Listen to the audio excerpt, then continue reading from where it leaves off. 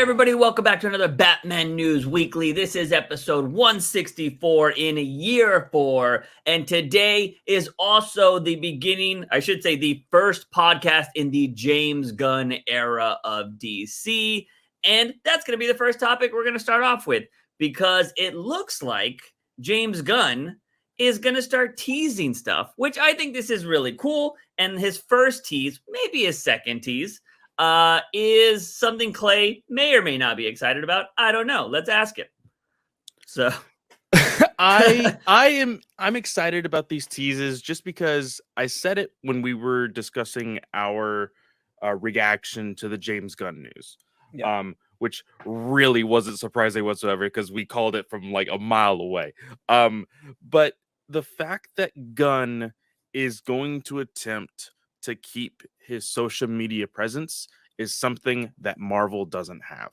Yeah. Now, I think that over there at Marvel, the MCU, Kevin Feige, he's a little awkward, but he has the universe of the MCU to kind of back him up, and he has enough announcements to back him up as that like charismatic guy on stage, right? Yeah. And that's what wins him over. But with Gunn, he has his social media presence. We used to talk about it all the time with how often he used to have Q&As over on Instagram. Yeah. And that would move over to Twitter. And it would usually get some things rolling as far as his future projects, things that he says, whether it be like a hot take or whatever. You know, it usually would have people talking. Him being the co-CEO of DC Studios now, and him still keeping that social media presence, I think it's a good thing in order to get people hyped up about possible future projects and then having the conversation going constantly with that. I think it's a really good thing. Yeah, so on Halloween, he posted a dead man photo. And I posted that in the Discord. I was all like, people are going to dissect the hell out of his tweets going forward. Yeah. Because they're like, dead man, what could that mean? Is this going to be the first movie that's going to come out in his era? Is it going to be, is Justice League Dark still on? You know what I mean? Like, everybody's just going to go off, and it could just be a Halloween photo. Yeah. Like, it's like, oh yeah, everything he does now is going to be DC. Well, up until May, he's still going to tweet out like Marvel stuff until then. But he's officially, day one was November 1st, and he becomes exclusive. He can, going forward for the next 4 years, can only write and work on DC products. But in his contract, he can obviously finish out his 2 projects that he has with Marvel, which is the Guardians special, the Christmas special, and then, of course, Guardians 3. And then he's officially done for the next 4 years. I think if the first 2 years go well with the movies, they're going to be like, Gunn, we love you. Let's extend this contract. And I feel like the second contract is going to be like, I'll stay on to be creative, but I kind of want to make my own movies too. Can I do that? And then, well, from what the first article says is that he is still doing a lot of that. He is still going to be directing. He is still going to be writing, and he's still producing. Like, he's still doing everything. Now, as far as like, if he were to say, hey, in this other contract, I want to do more projects. Yeah. I think that might be something I think I mean outside of DC. Oh, okay. You know what I mean? Because he likes to do horror films and all that kind of stuff. Unless his mindset going forward is going to be like, I'm going to do my horror films with superheroes now.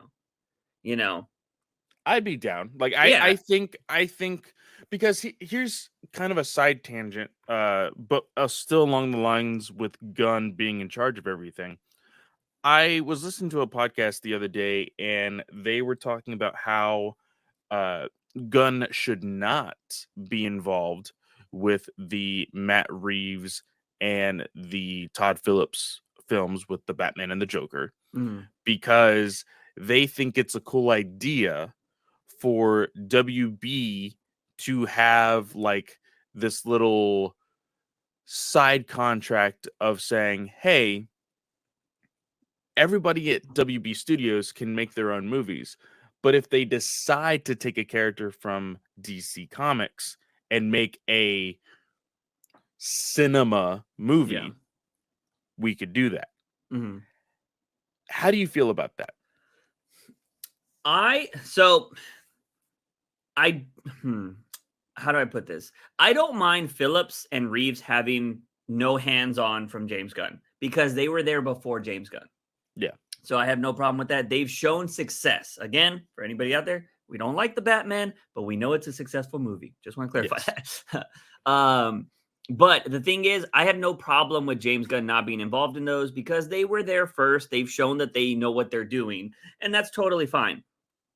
But I do think when it comes to Matt Reeves' verse, I do think James Gunn should have say-so of who is going to be used in that universe. Because I don't think I let Matt Reeves just take every character and do whatever he wants with them. Because I'm like, no. We're still going to have a Batman over here. And we need our Batman to have some cool shit too. And we don't want you taking every single villain. And then we got to have another villain from a different actor over here too. Like, we don't want to do that. Like, you want freaking, Professor Pig? Fine. We think that'll look good in your area. You're not getting Clayface because we can do CGI Clayface. So we're going to bring him over here. You're not getting that. And maybe we get more of the cool supernatural villains in the DCU. And, Reeves can play with the mobsters and the Two-Faces and anything basically Nolan did. He could play with those again. And we get the cooler stuff. And I think that might be kind of cool. We know James Gunn has no problem going wacky in the movies. We got fucking Starro in Suicide Squad. Like, you know what I mean? So I don't have any problem with that separation, but I do think that Reeves might need to be reeled in a little bit because in the first movie, what a lot of people would be like, it's the greatest movie ever because it started a whole universe. It introduced so many villains. I'm like, it introduced too many villains.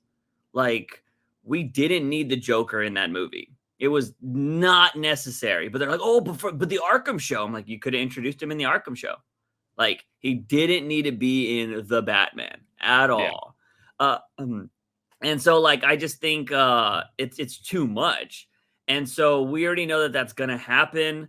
And then, he's got to be in a movie at some point, like even if he's in the Arkham show. So that means one of the next movies is going to have the Joker. They set up a Riddler comeback story. So it means the Riddler is going to be in the next movie. And you can't just have both of them in the next movie. So now you need a third villain. So whether that's going to be setting up Two-Face. Two-Face is probably going to be the third movie, and then people will be like, well, he didn't exactly copy Nolan because Two-Face came out in the third movie. You know what I mean? Because they have to introduce Harvey Dent first. So he's going to be the new DA, and then at the end of the movie, probably get his face burnt, and we're going to see him in the third movie or something like that.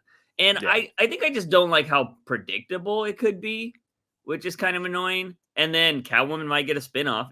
That's the only thing I'm excited about is Zoe Kravitz's possible spinoff series. That's the only one I care about. I don't care about Arkham. Penguins might be interesting if it focuses on the mob shit. I think that might be cool. But I don't want Matt Reeves to have full reign. And he's not making the next movie till 2025? Like, yeah, and that's where I'm at as far as still the decision on whether if Gunn and Safran will have any kind of sway into Matt Reeves' Batman verse, because if they're not in charge, what's the point in putting them in charge? Yeah. Yeah. And I know that sounds like very childish. Like, guys, he is, they're in charge of an entire universe or whatever. You don't say, hey, you're in charge of this entire studio except for that one guy. Yeah. If you haven't been in a leadership position before, it causes problems. Or I should say what's worse is when you have a leader, because we had a leader at our job that had favorites. Yep. And when you have favorites, the favorite gets to do whatever the fuck they want, even if they suck. Yeah. And so it's like, dude, this is completely unfair. Like, you're not even doing your job properly. It's like, we're all employees under you, but it seems like that guy has the same amount of power you do. Like, what the fuck? And so, yeah, I don't think, it's going to be weird to be named head of DC Studios, but you're not involved in every DC product. You know what I mean? So, yeah, I don't know what the actual specifics are of that. Again, I can understand why they wouldn't involve him in Joker, but Matt Reeves has not started Batman 2. So that is technically in the James Gunn era. Yeah. Just because they greenlit it or announced it. There was that article a while back that Batman 2 wasn't even greenlit yet. So I think can you imagine if James Gunn was like, I don't know, Reeves. I don't know if we want to go forward with this. You know what I mean? I think, like, honestly, it did make a good profit. It made Yes. money. It was very successful. I think it would be dumb not to move forward For with sure. it. I agree. But I do think, like, at the very least, I genuinely think Gunn will have a his name on the film in some capacity. Yeah, I agree. He's gonna be Whether that be him being able to really put his hands in it and everything else, his name will be plastered on that movie. I think it'll be on the movie. But secondly, I think it's more like it might be more Safran involved in there. And he'd be like, what are you trying to do here? Your budget is this, you're not going over it. You know what I mean? I think that's going to be the big thing going forward. And I think Gunn, at the end of the day, he's a creator, and I think he wants creators to create, right? The only thing he's probably going to be questioning and be like, hey, because I think Gunn is smart enough to know that we shouldn't be, my bad. Back up. I usually wake up around this time we're recording. So, actually, that's something else I got to do that I'm just like, oh, fuck. But anyways, one thing that I know, James Gunn is probably smart enough to know that, like, we shouldn't have, and this is what could scare me, because if he doesn't get us a Batman, he probably knows that it's smart not to have the same character in two different universes going on at the same time, you know?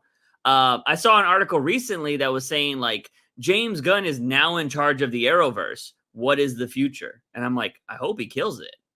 Like, I genuinely think, because if nobody heard, Stargirl has been canceled. So has it? yes. So after season 3, it will have no more. Jeff Johns has stated that there will be a clean ending to that series. Unfortunately, Titans is starting today, as we are recording this. Filming? And no, Or like the show? episode, the actual episode is shit. out. That's how much I don't care. Yeah, I'm not watching it whatsoever. Yeah. And then Flash is ending. So technically, the Arrowverse, because I know people will say, oh, well, because of Crisis, everything is connected, so it's all the Arrowverse. No, everything on the CW in regards to DC Comics is coming to an end. So Arrowverse is dying with the Flash. Yeah. Well, I guess the Flash will come after Stargirl. So that'll be pretty interesting. But yeah, I don't know. It needs to. It's had its time. I saw somebody say when the announcement came with Gunn and Safran taking control of DC Studios, I saw a tweet that said, with Gunn becoming in charge and being on the creative side, I hope that he does something different than the MCU. And they should keep all they were like, keep the CW verse, keep HBO, and keep the movies. So I was thinking, I was like, you want Gunn to do absolutely nothing, and you want to keep everything the same? Yeah, no, not happening. I'm sorry. Yeah, no, like, I see, this is the one thing that annoys me about Marvel fans or people that talk about the MCU. The MCU wasn't always connected, people, and they try to make you forget that. That's why, Daredevil's going to be reborn and like all this kind of shit. There was a big, massive universe that was very different, but Kevin Feige was like, that doesn't look like my universe, so those don't count. Everybody forgets that there was an Inhuman show. Everybody, because it was awful. Yeah, there's Inhumans, there's Agents of S.H.I.E.L.D., all of the Netflix shows. There was the stuff on Hulu. Like, there was the stuff on, like, Eclipse or whatever, that weird ass, like, online only thing. Wasn't it like Blade and Stab or like White? It was like a black character and a white character, a boy and a girl. Oh, you're talking about no, that was on uh what's the new ABC Family? I forgot what it's I called don't now. fucking know. I thought it was I, like it started with the E or something, didn't it? no, but that was Cloak and Dagger, and Yeah. that actually crossed over with the Hulu show The Runaways. Okay. So Yeah. like, and they had referenced things from the Marvel movies, from the Avengers, and Yeah. so because Jeff Loeb was in charge of TV and he was wanting to connect everything, and then Yeah. Kevin Feige was like, "Yeah, no, none of your stuff is connected to mine." Yeah. So like, don't hate on DC for wanting to actually connect everything because I mean Marvel did the same thing. But I again I don't mind there being a black label per se. You know what I mean? Where they do darker stories or Elseworld stories. But we need to have a main DCU, and I think that is what hopefully Gunn is planning. I mean, with the teaser that he put like first day of work, it was a Superman reference, right? It was like a Superman panel. I'm assuming Yeah, from I don't know if that's the first comic or just an older comic or what it is, I think but it was just an older comic, but the like thought bubble of Clark writing on a typewriter said, "Gotta restrain myself, or I may absent-mindedly punch this typewriter into twisted wreckage." And a lot of people are like, "Oh, is this a tease of him writing the first Superman script? Like, yeah. is he gonna be writing Superman?" A lot of people don't think so. I don't know. I think it's a big possibility with them actually looking at pitches right now for Superman. I Mhm. think Gunn could easily throw something in there. Yeah. What are your thoughts on like I've been, you know, now that Cavill can actually talk, like Cavill's been the news about Cavill recently is I hate great. the news about Cavill right now. Yeah, he's all over the place. The Witcher essentially done. Motherfuckers, Done. man. So Dude, I thought it was fake. I thought it was fake. And mhm. then uh I went on to Instagram myself, found it, screenshotted it, and sent it to some friends. And everybody was like, this is the worst catch 22 ever. Yeah. So I never watched The Witcher. I've never played the game, so I didn't care about the show. Like I hadn't seen it. I didn't know if there was hardcore boobies in it, like the game had. That would have been the only thing that got me Yes, there. there was. But I still never watched it. Because I always felt like, all right, it's just like, you know, Game of Thrones already happened. I had my fix for Game of Thrones, so I don't really care. But I was gonna try to watch it eventually. Because I heard, man, there's gonna be season 4 and 5. I was like, God damn. I was like, all right. And we even talked about it last week on the podcast. I was like, yeah, season or maybe 2 weeks ago. But season 4 and 5 are going to film back to back. So we're like, okay, maybe they knew that he was going to be Superman. So they're like, we got to film these now because he's not going to be available going forward, right? Turns out, which is so crazy because they let him go do this cameo for Superman. They were like, all right, we'll work it out. You can go, you know, go over here to London and film this cameo for Superman, which they, you know, they just assumed he couldn't tell them.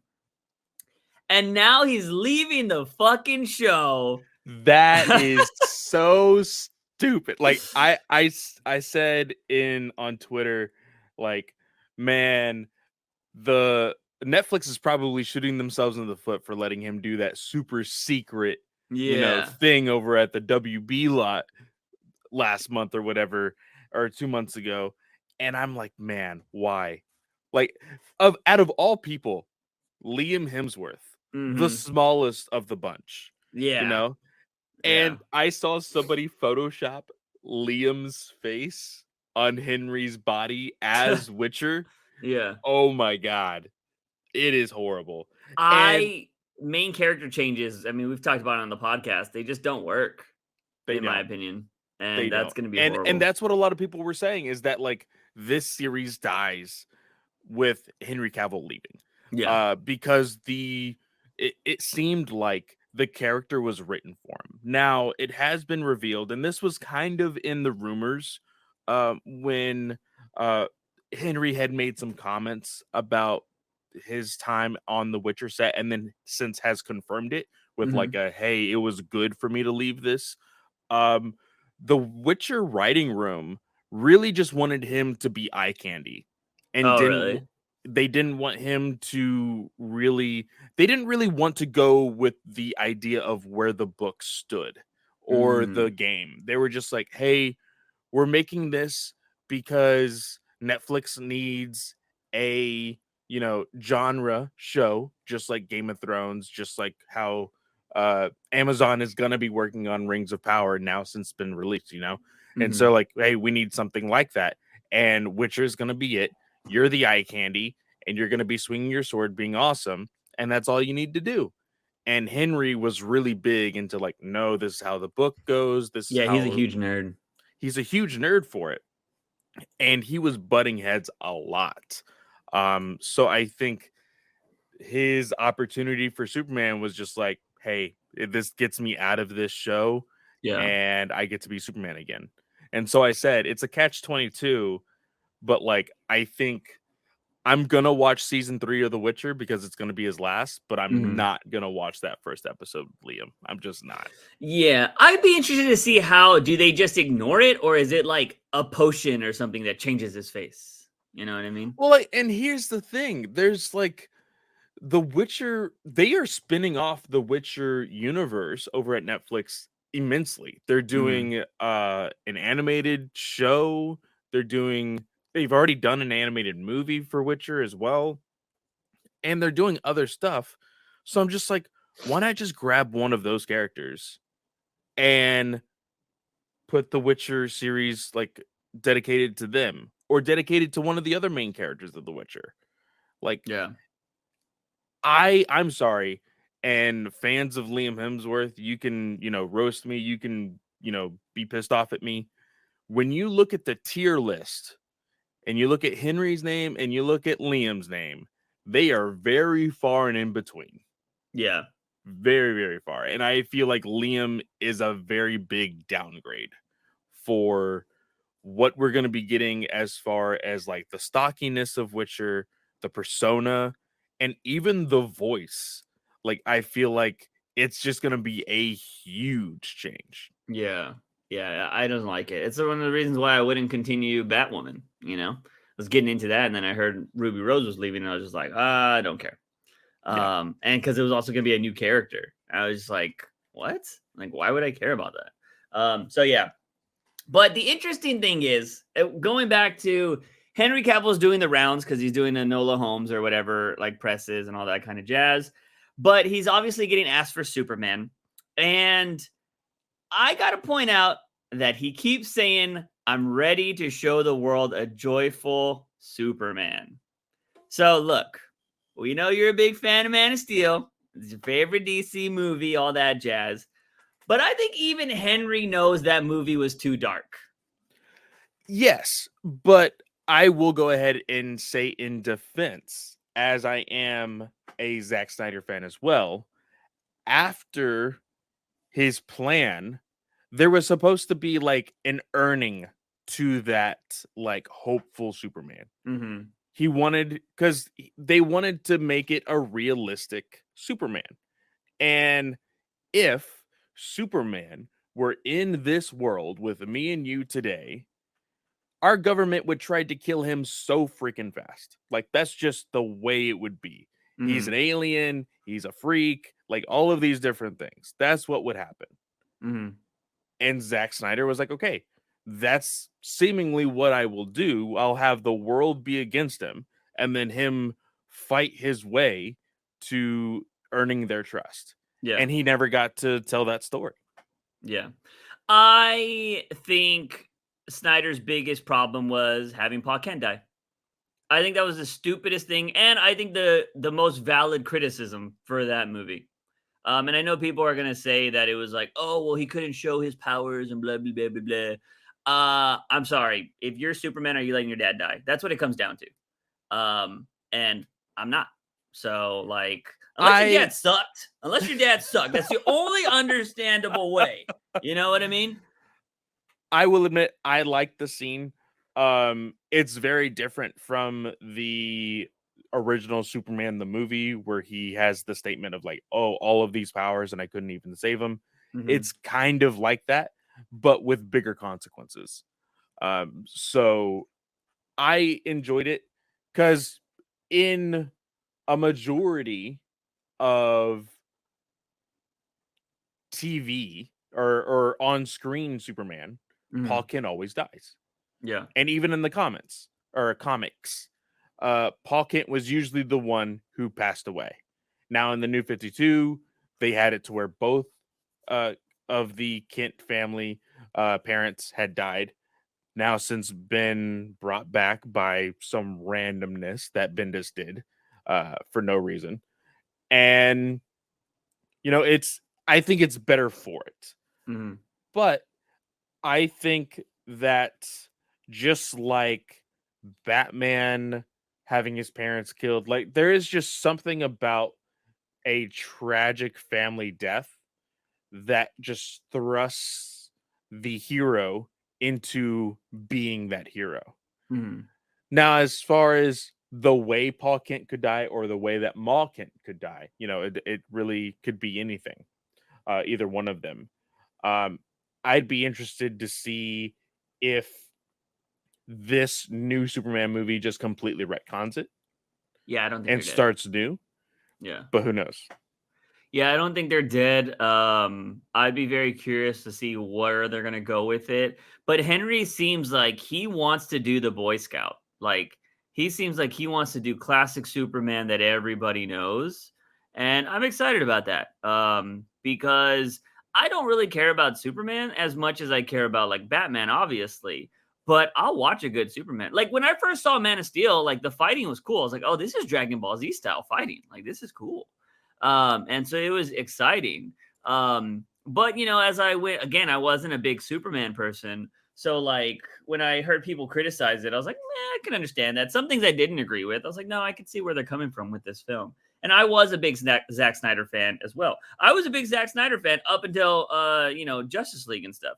And because that's when the cultists started coming out. Well, but I've always criticized Snyder as well because I was super awesome Snyder fan until I saw Sucker Punch. And I was like, oh, this guy can do shitty movies because that movie.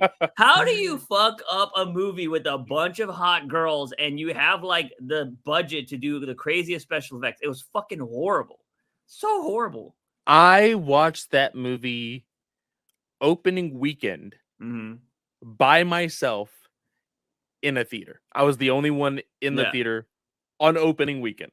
Yeah. It was horrible. I saw that movie with a friend of mine, and like again, Zack Snyder is so good at intros. Like that intro to that movie was really good. It was like Marilyn Manson's Beautiful People, but sung by I think the girl in the movie. And like it's these two girls, their dad's abusive, their mom dies. Like it was this very cinematic thing, and she gets thrown in an asylum.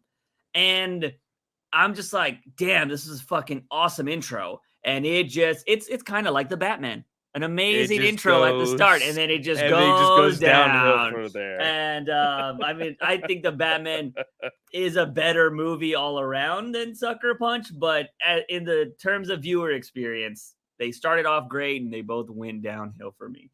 But yeah, I'm excited. Henry Cavill has said that he is super excited to get in a room and talk to James Gunn about the future of Superman. I think James Gunn is somebody that knows the DC universe needs a Superman. So I can expect something good finally coming from that. I mean, the band is essentially back together. I mean, I'm hoping they have Affleck locked down and they're going to do more stuff with him. I mean, again, there's no reason that Affleck can't be Batman going forward because we were about to have Michael Keaton, nearing 70-year-old Michael Keaton, gonna be our Batman for the future. And, Affleck's 10 plus years younger. So there's no reason he can't be Batman going forward. And I think you just tell new stories. You're just like, all right, we're just going to, DCEU, anything that happened in the DCEU doesn't count. All right. Wonder Woman 84 doesn't count. Didn't happen. We're not talking about that. Everything is in present day. And I think that should be something that, James Gunn focuses on, like Patty Jenkins. No more fucking period pieces. You're not getting that shit anymore. None of you are getting period pieces anymore. We're doing this shit in present day. That's what we need. No more shit like that. So unless we're doing a time travel thing, that's the only time we go back in time. Say goodbye to the Spielberg Blackhawks movie. Yeah, I mean, I think that's been dead in the water because he was supposed to start filming that after West Side Story. Yeah. And it never happened. So I don't think we're ever going to see that. And he's getting old. Yeah, he so is. like I don't think we're ever going to see that movie, but that movie I had so much hope for cuz I was like, man, they could tie that to Wonder Woman and it'll be fantastic. Yeah. But yeah, that sucks. I don't think we're ever going to see that again cuz he's working on something else right now. And I'm just like, yeah, it's never happened.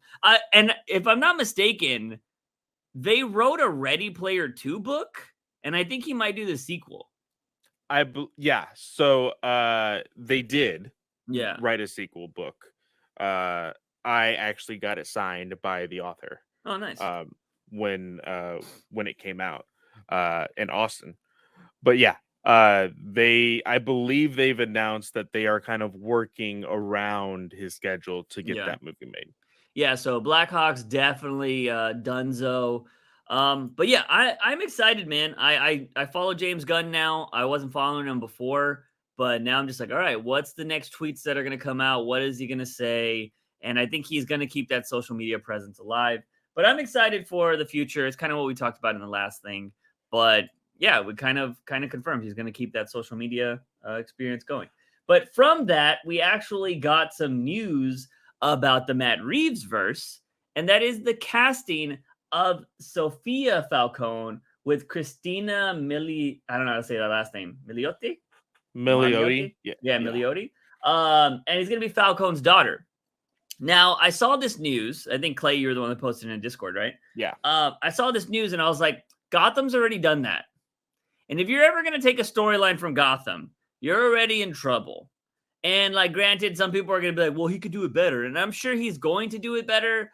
But I still don't like the idea of we already saw it in another series.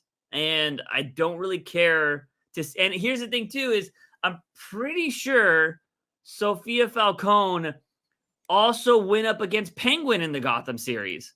So she's going to be in the Penguin series. And it's going to just be a more big budget storyline.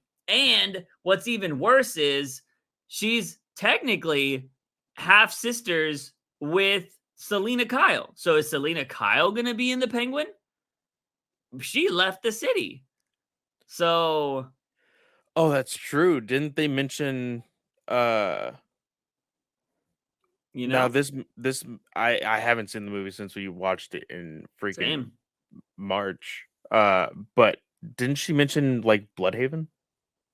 Yeah, something like that. She left the city. All I know is she left, but will she come back in Penguin? I just don't know. Like, I understand, I guess it's what do they say? It's the natural like evolution of the family trying to take their throne back or whatever, you know? Yeah. But I don't know. You could do so many more exciting stories with like Maroni, and I don't even think you use Maroni because Maroni's also used in Gotham, and he's usually the second biggest name when it comes to mob bosses in freaking Gotham. I would go with somebody like Scarface or something like that. I mean, I'm gonna recommend Scarface until we fucking get it. But like I think that would be a really good thing. But again, there's like all those like I think his name is like Stonewell or whatever. I forget his name. But the guy from the animated series with the white hair, the chubby guy with the white hair. I was really literally looking that up right now because in the podcast that I had heard people say like they're really big Matt Reeves, the Batman fans, and they're like, oh, I think he should control his own corner of stuff and Gunn shouldn't do anything with it. But they said that they think Reeves really just wants to make a live action version of the Batman the Animated Series. And in my head, I'm like, if that's true, then he should bring some of these characters to life. Rupert Thorne is the character that you're thinking of. Yeah. He should bring around Mayor Hill. Yeah. Just like maybe not even because the other elected official I believe won by default because of all the crap that happened in the Batman. But like you can start introducing these random characters as like a little on the nose thing for Batman the Animated Series fans, you know? Yeah. Yeah. And I think that's what, but again, I don't want him to have full reign of being able to do anything. You know what I mean? I'm like, I'd rather you now just keep this to 3 movies and then move on. You know what I mean? That's how I feel. Because again, Yeah. I don't care for the series. I don't care for the Matt Reeves verse. Maybe it'll change with Penguin. Maybe he'll change my mind. But dude, I don't know, dude. Like, do you think he's gonna have? I hope if James Gunn can do anything, if he could do only one thing when it comes to the Matt Reeves verse, I hope he's like, you got to keep this movie under 230. It has to be under 230. Like, I genuinely hope that, like, even if you were, I feel like 2 hours would be like a little, like, not enough, mhm. but like, yeah, keep it But under Batman, it 230. takes Batman 30 minutes to walk somewhere. Like, I would even say keep it under 220. yeah. Um, just I because in that conversation that I was listening to, somebody was against the movie and really didn't like the ending. The Mhm. "Oh, Batman brings hope," uh, and how they're like, "Oh, well, Batman is the face of justice, not the face of hope. So this is why I don't really like that movie, and I don't like the ending."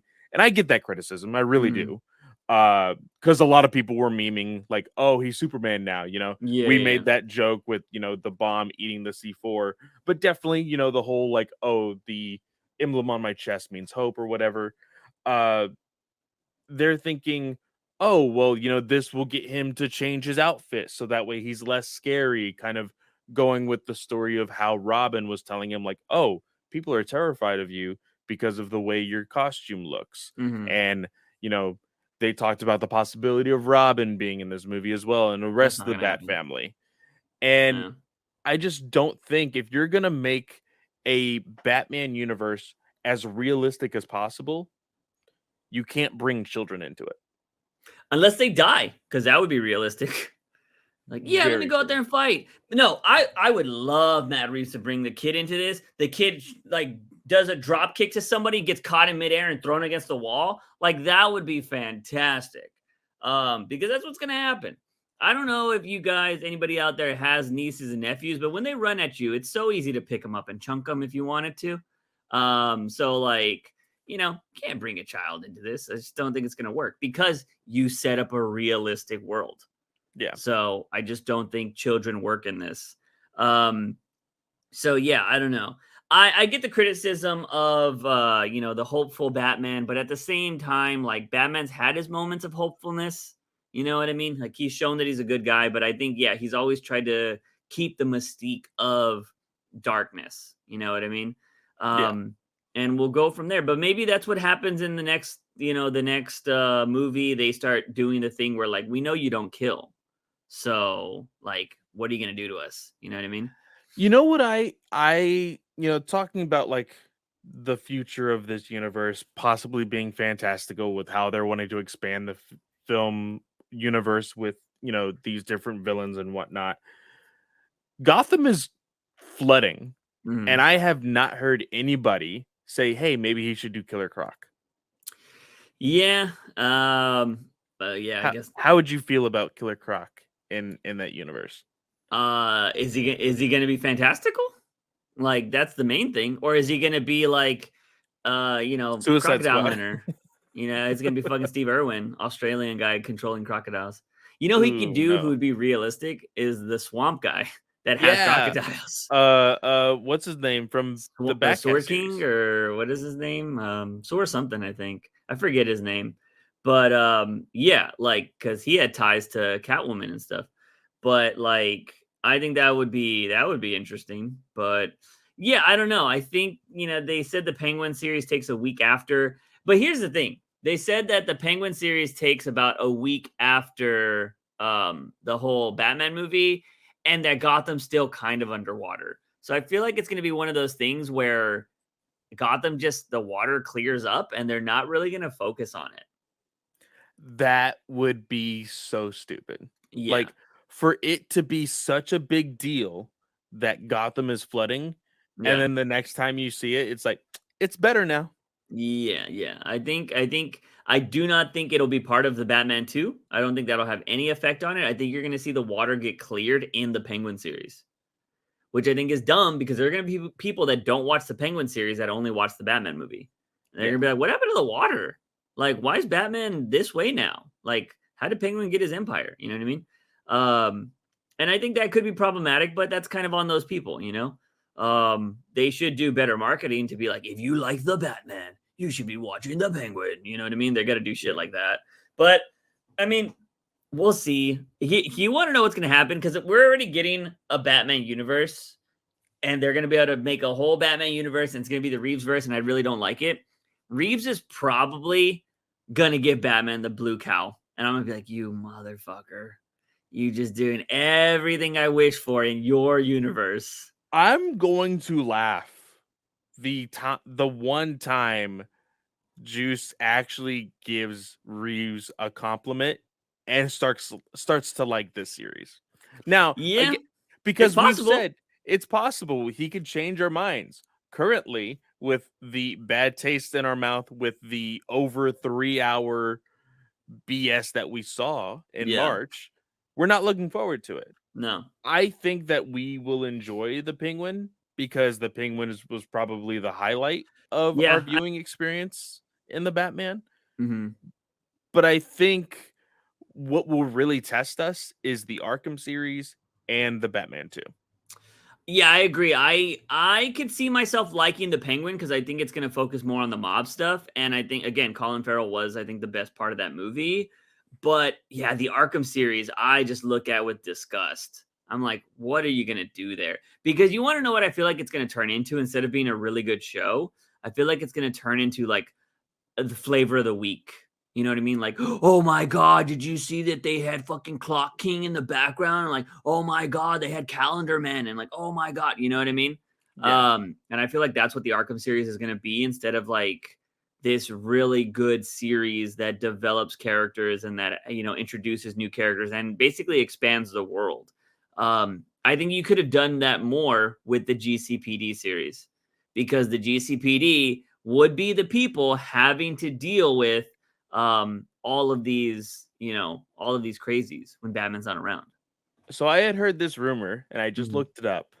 And this is coming from CBR.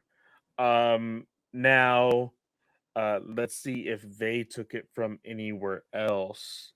Um oh, they took it from a tweet. So Matt Reeves is working on 3 HBO Max series, not 2, Okay. because it says right here, Variety senior TV Joe Otterson recently cited an unnamed source close to Reeves who claims the director is developing a trio of projects set in the same universe as his 2022 Batman blockbuster. Otterson source alleges that the Arkham Asylum show didn't replace the previously announced Gotham City Police Department spinoff. Instead, both productions are supposedly moving forward in parallel alongside the Penguin, which will see Colin Farrell reprises the Oswald Oz Cobblepot role he played in the Batman. That said, neither Warner Brothers nor HBO Max has officially confirmed that the GCPD spinoff is still going ahead, which means this report should be taken with a grain of salt. I think they're going to see how well the Penguin show does before they spin off all these other things. And But go go for it. ahead. No, I was going to say, I think they're going to do that. And I hope Matt Reeves is not dumb enough to be like, all right, well, I'm already going to get these 3 shows. So I'm going to make the Batman after these 3 shows. Like, the Batman should take place after whatever happens in the Penguin, and that is it. It shouldn't include the other shows because it's possible that the Penguin doesn't get as hype as, you know, Warner Brothers wants. And then they're just like, we're not going to do those other 2 shows because you're not getting the numbers we want. You know what I Yeah. mean? It's always a possibility. So, but then again, they allowed Titans to go on for so long. So I would expect these other shows to probably happen. So, Yeah, the quote actually says here the GCPD thing, that story has that story has kind of evolved, Reeves said. We've actually now moved more into a realm of exactly what would have happened in the world of Arkham as it relates coming off of our movie and some other characters. So I think that would be weird if they are filming those alongside each other, working parallel. Yeah. Like, how are you supposed to view that? Like, HBO drops their shows on Sundays, right? Mhm. Sundays and Thursdays. So would you watch one episode of one show on Sunday, the other one on Thursday, then the next on Sunday, and the other on Thursday? Like, how would all that work if they're working parallel? Now, I may be taking things a little too literally here. Yeah, I would agree with that. I mean, you could work it like that, but I think it would just be too hard to follow if you did that because there are some people that aren't going to watch 2 series at once. Yeah. They're going to watch one series and then they'll watch the next series. I think it's very rare that people nowadays watch a bunch of shows week to week. I try to do that because I prefer to do that, but you know, when I'm not on, I don't follow a lot of people on social media that will spoil things for me anymore. So I don't really deal with spoilers too much. And like I haven't even seen House of Dragon, but every time I see a picture of it or something, I'm like, I'm glad I don't know what the fuck's happening, and I'm glad that didn't seem too crazy. And I just scroll past it. I don't read anything that has to do with House of Dragons. I'm how many episodes has My Hero already came out? I don't even know what's going on there right now. I saw the first episode and that was it. What else? Haven't finished Harley Quinn yet, and right Neither now have I. I'm catching up on Doctor Who because we just had a big change, and I'm just like I need to finish this. Yeah. Which I just saw the 2 holiday specials, the spring and New Year's Day, both pretty good. Nice. So like I'm excited to see where that goes. But yeah, so I've just been catching up on those kind of things. By the way, I know you don't play Fall Guys, but Fall Guys has Doctor Who skins right now. So they look pretty Really? awesome. Yeah, they have the 14th Doctor, which is David Tennant. They have the 4th Doctor, which is pretty cool because it's the scarf and everything. Then they have a Dalek, and then they have Jodie Whittaker's Doctor the 13th. So Dalek would look fucking hilarious. yeah, That's amazing. it looks awesome. So I'm just like, and it sucks because I just spent my little things that I had on a Ghostbusters outfit, and I was just all like, "Oh, you bastards!" And so I'm just like, "God damn it, y'all get me every time." So I might. What they should have had was a TARDIS. I don't know why they didn't have a TARDIS costume. Yeah. Yeah, I don't know. So I might end up getting 1 or 2 of those skins because they look awesome. But anyways, let's move on to viewer questions. Our viewer questions and comments is kind of what this has been turning into lately. It has. But let's go down to the YouTube first. We got Jason Todd. Would you rather have a solo Zoe Kravitz Catwoman HBO Max series? That's a mouthful. Or an Arkham Asylum HBO Max horror series? What would you prefer? I think I think I would go Zoe Kravitz. Because as of right now, it looks like we're only getting 1, but we don't necessarily know if it's going to be horror, right? Yeah. Excuse me. I think to get more context to the character that we got in the Batman, build up that character so that way if she appears again in the Batman 2, I'm a little bit more invested, you know, because her story, yes, she was a big plot of that movie, but it was very generic. That was one of our criticisms of the movie. It was something that we saw coming a mile away. Yeah. So get a little bit more in depth with the TV series on HBO Max, and so that way I'm a little bit more invested. Yeah, the one thing, you know, they showed her doing stuff, but they didn't really show her doing stuff. They didn't really show her stealing shit. Like, she got caught stealing a safe, Batman stopped her, and then she stole the bag of money that was at the Penguin place when Batman was getting shot up and needed help. So, like, I need to see her be more of a thief. I have always said, and I was hoping we'd get this in the DCU, or DCEU back in the day, was a Catwoman movie. Because a Catwoman movie could just be like an Ocean's 11 heist movie, and it would be fantastic. Yeah. And especially seeing something like Lonely City recently that we covered, like her putting a team together like that and then hitting a place like the Batcave, that was really cool. Yeah. And so like I think stuff like that should really, really matter.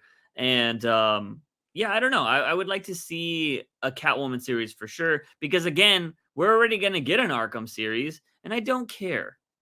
So at least I cared about Catwoman, even though she was in the movie just for a little bit. I'd be more interested in seeing a Catwoman series than an Arkham series for sure. Next up, we have Fede. Hey, great episode. Wanted to ask, have you read Batman Creature of the Night? And if you did, what did you think of it? Sorry, I don't want to sound offensive, but Juice, you say you know a lot about Batman and don't know that he was written Batman. I don't know What? who we were talking about that he made that comment. But Did we don't make know a that. comment about somebody who we didn't know was writing Batman? I don't know. Yeah, Fede, if you want to drop what exactly you were referencing, I've already lost it. But I don't think it's a bad thing. Like you can know a lot of I know a lot about the character of Batman. I don't know about a lot about the people that write Batman. I think Yeah. that's a difference, you know? I think that's fair because everybody writes Batman. Like if you get I would if somebody knows everybody that wrote every Batman, I would like to talk to them because if you read a Batman Black and White or a Batman Urban Legends, that's different writers every single story. Like, it's a lot of people to know who wrote what. And I think you have to know the writers that wrote the best stories. You know what I mean? Yeah. Now, if I'm not mistaken, Batman Creature of the Night, wasn't that Leon? Paul Leon? Yes, that was the one where He passed away during it. yes, Yes. where the Bruce Wayne in the real world Yeah. had like an Alfred, and uh we ended up seeing how like this like supernatural thing was actually coming to life, but it was actually in his head.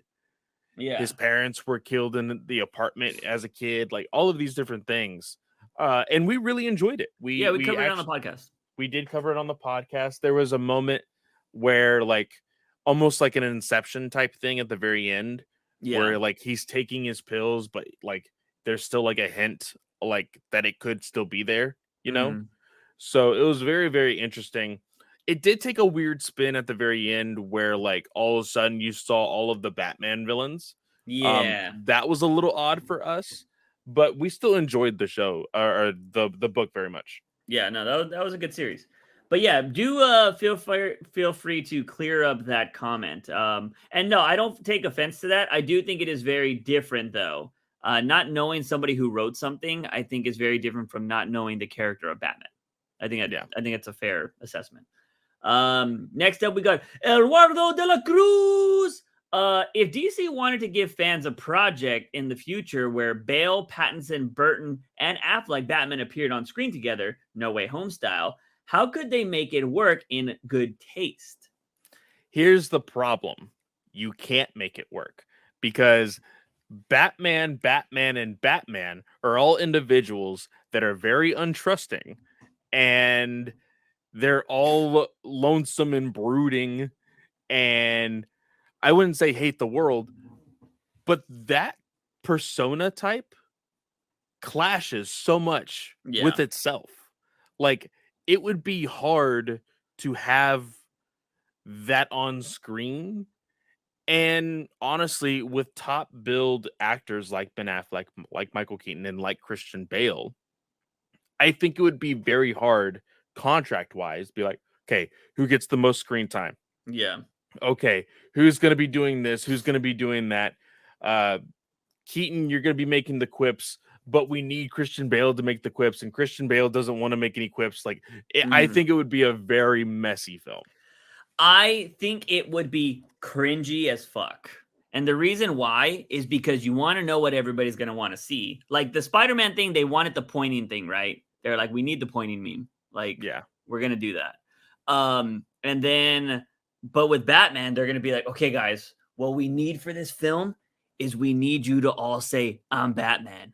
But then the other Batman's going to be like, no, I'm Batman. and be like, no, I'm Batman. And it's just going to be all of them saying, I'm Batman. And we don't need that. I don't want to see that in a live action thing. And yeah, they wouldn't trust each other right away, I don't think, because Batman doesn't even trust Dick Grayson at times.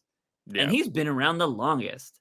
And so, yeah, like the only person that Batman blindly trusts is Alfred. It's the only person. Yeah.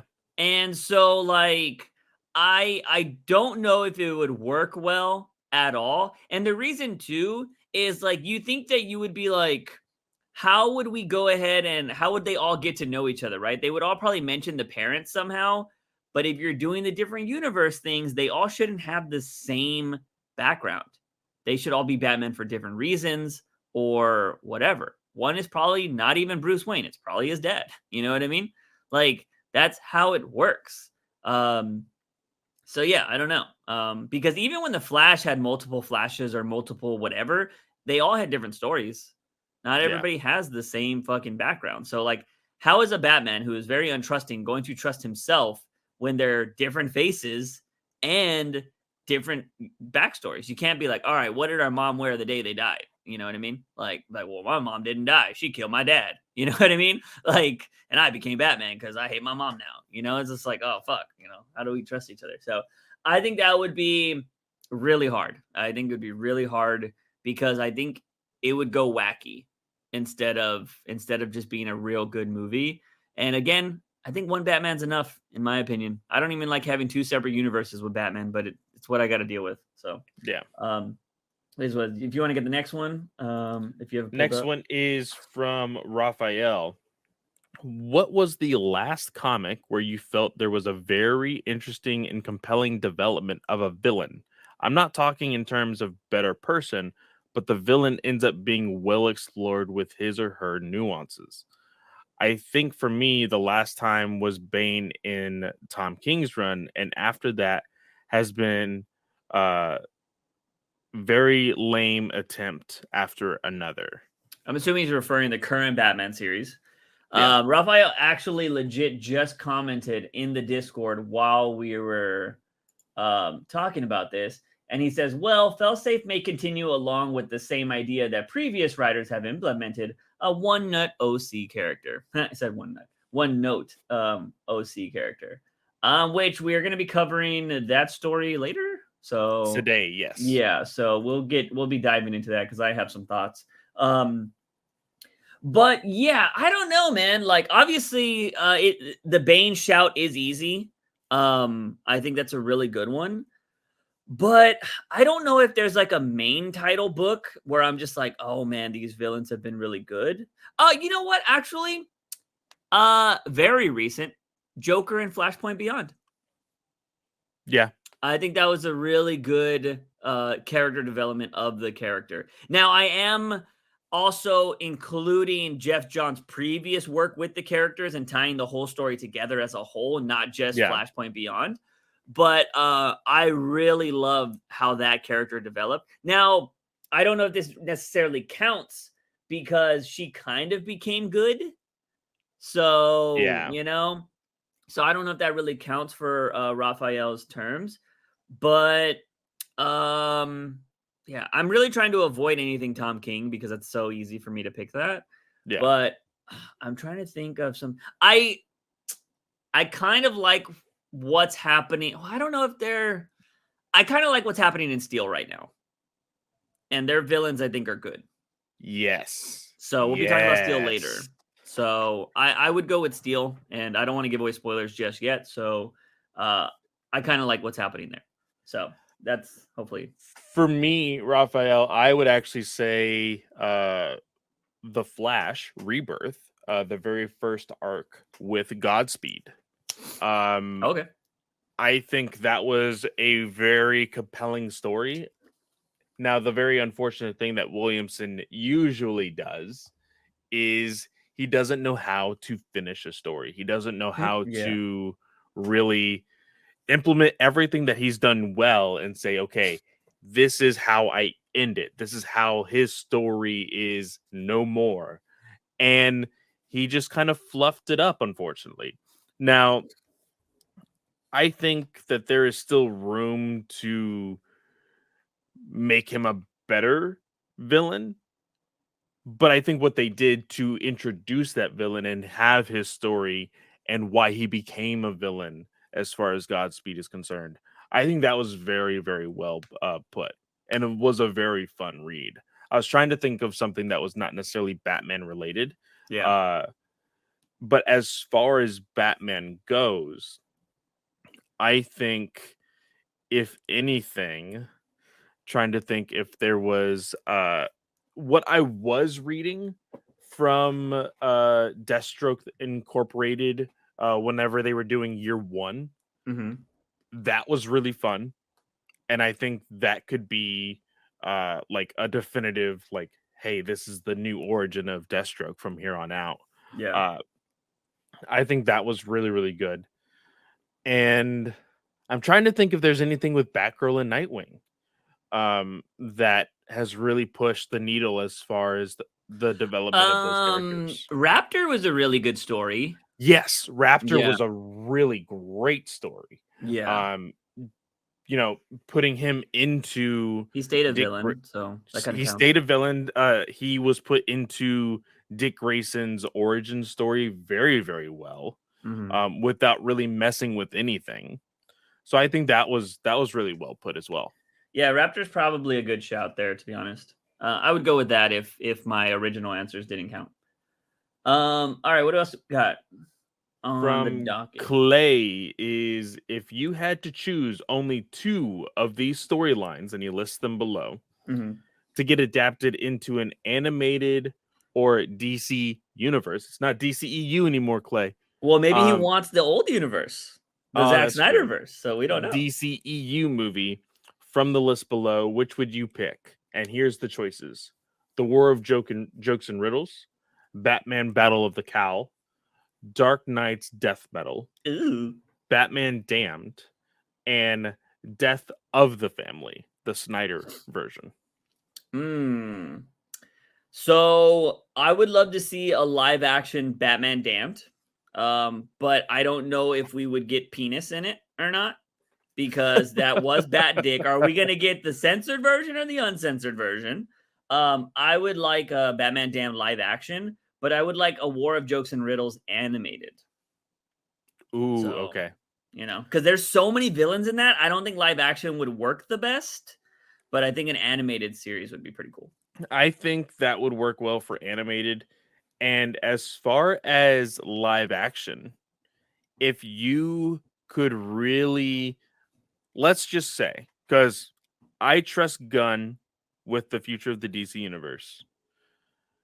Let's say years down the road, we introduce all of the Bat family. I would like to see Battle of the Cow in live action. Yeah, I think that's also a good succession to if Affleck retired or something, right? Like that's a good way to keep the universe going.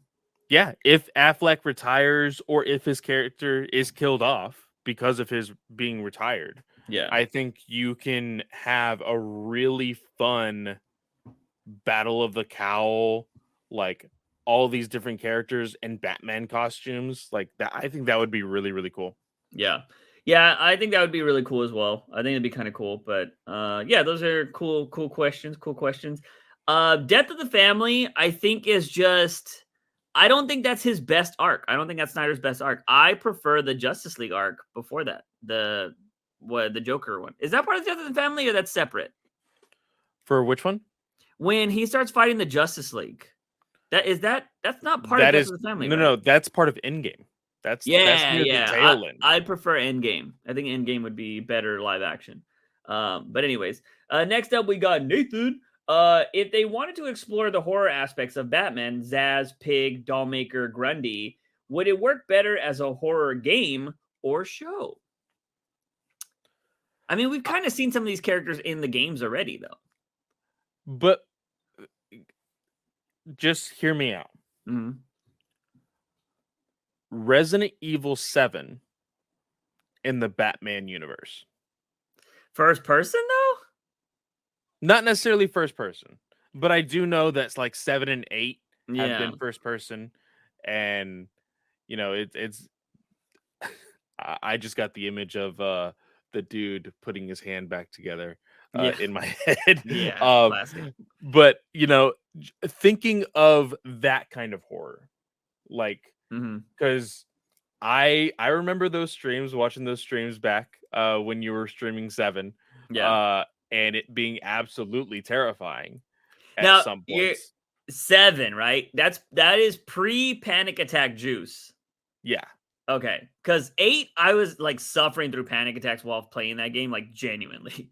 So like yeah, those scares were different. but even still, like that is Yeah. also a thing, because 8 was terrifying at times. Hmm. Uh, I think putting a DC universe game in that kind of genre, really leaning into the horror aspect, or if you were to go like Dead Space, Hmm. or like not just being like, oh, here's Batman, but a little bit of horror, uh because those moments with the Scarecrow, like, they got like really freaky at times, Yeah. but I feel like they could have leaned a lot harder.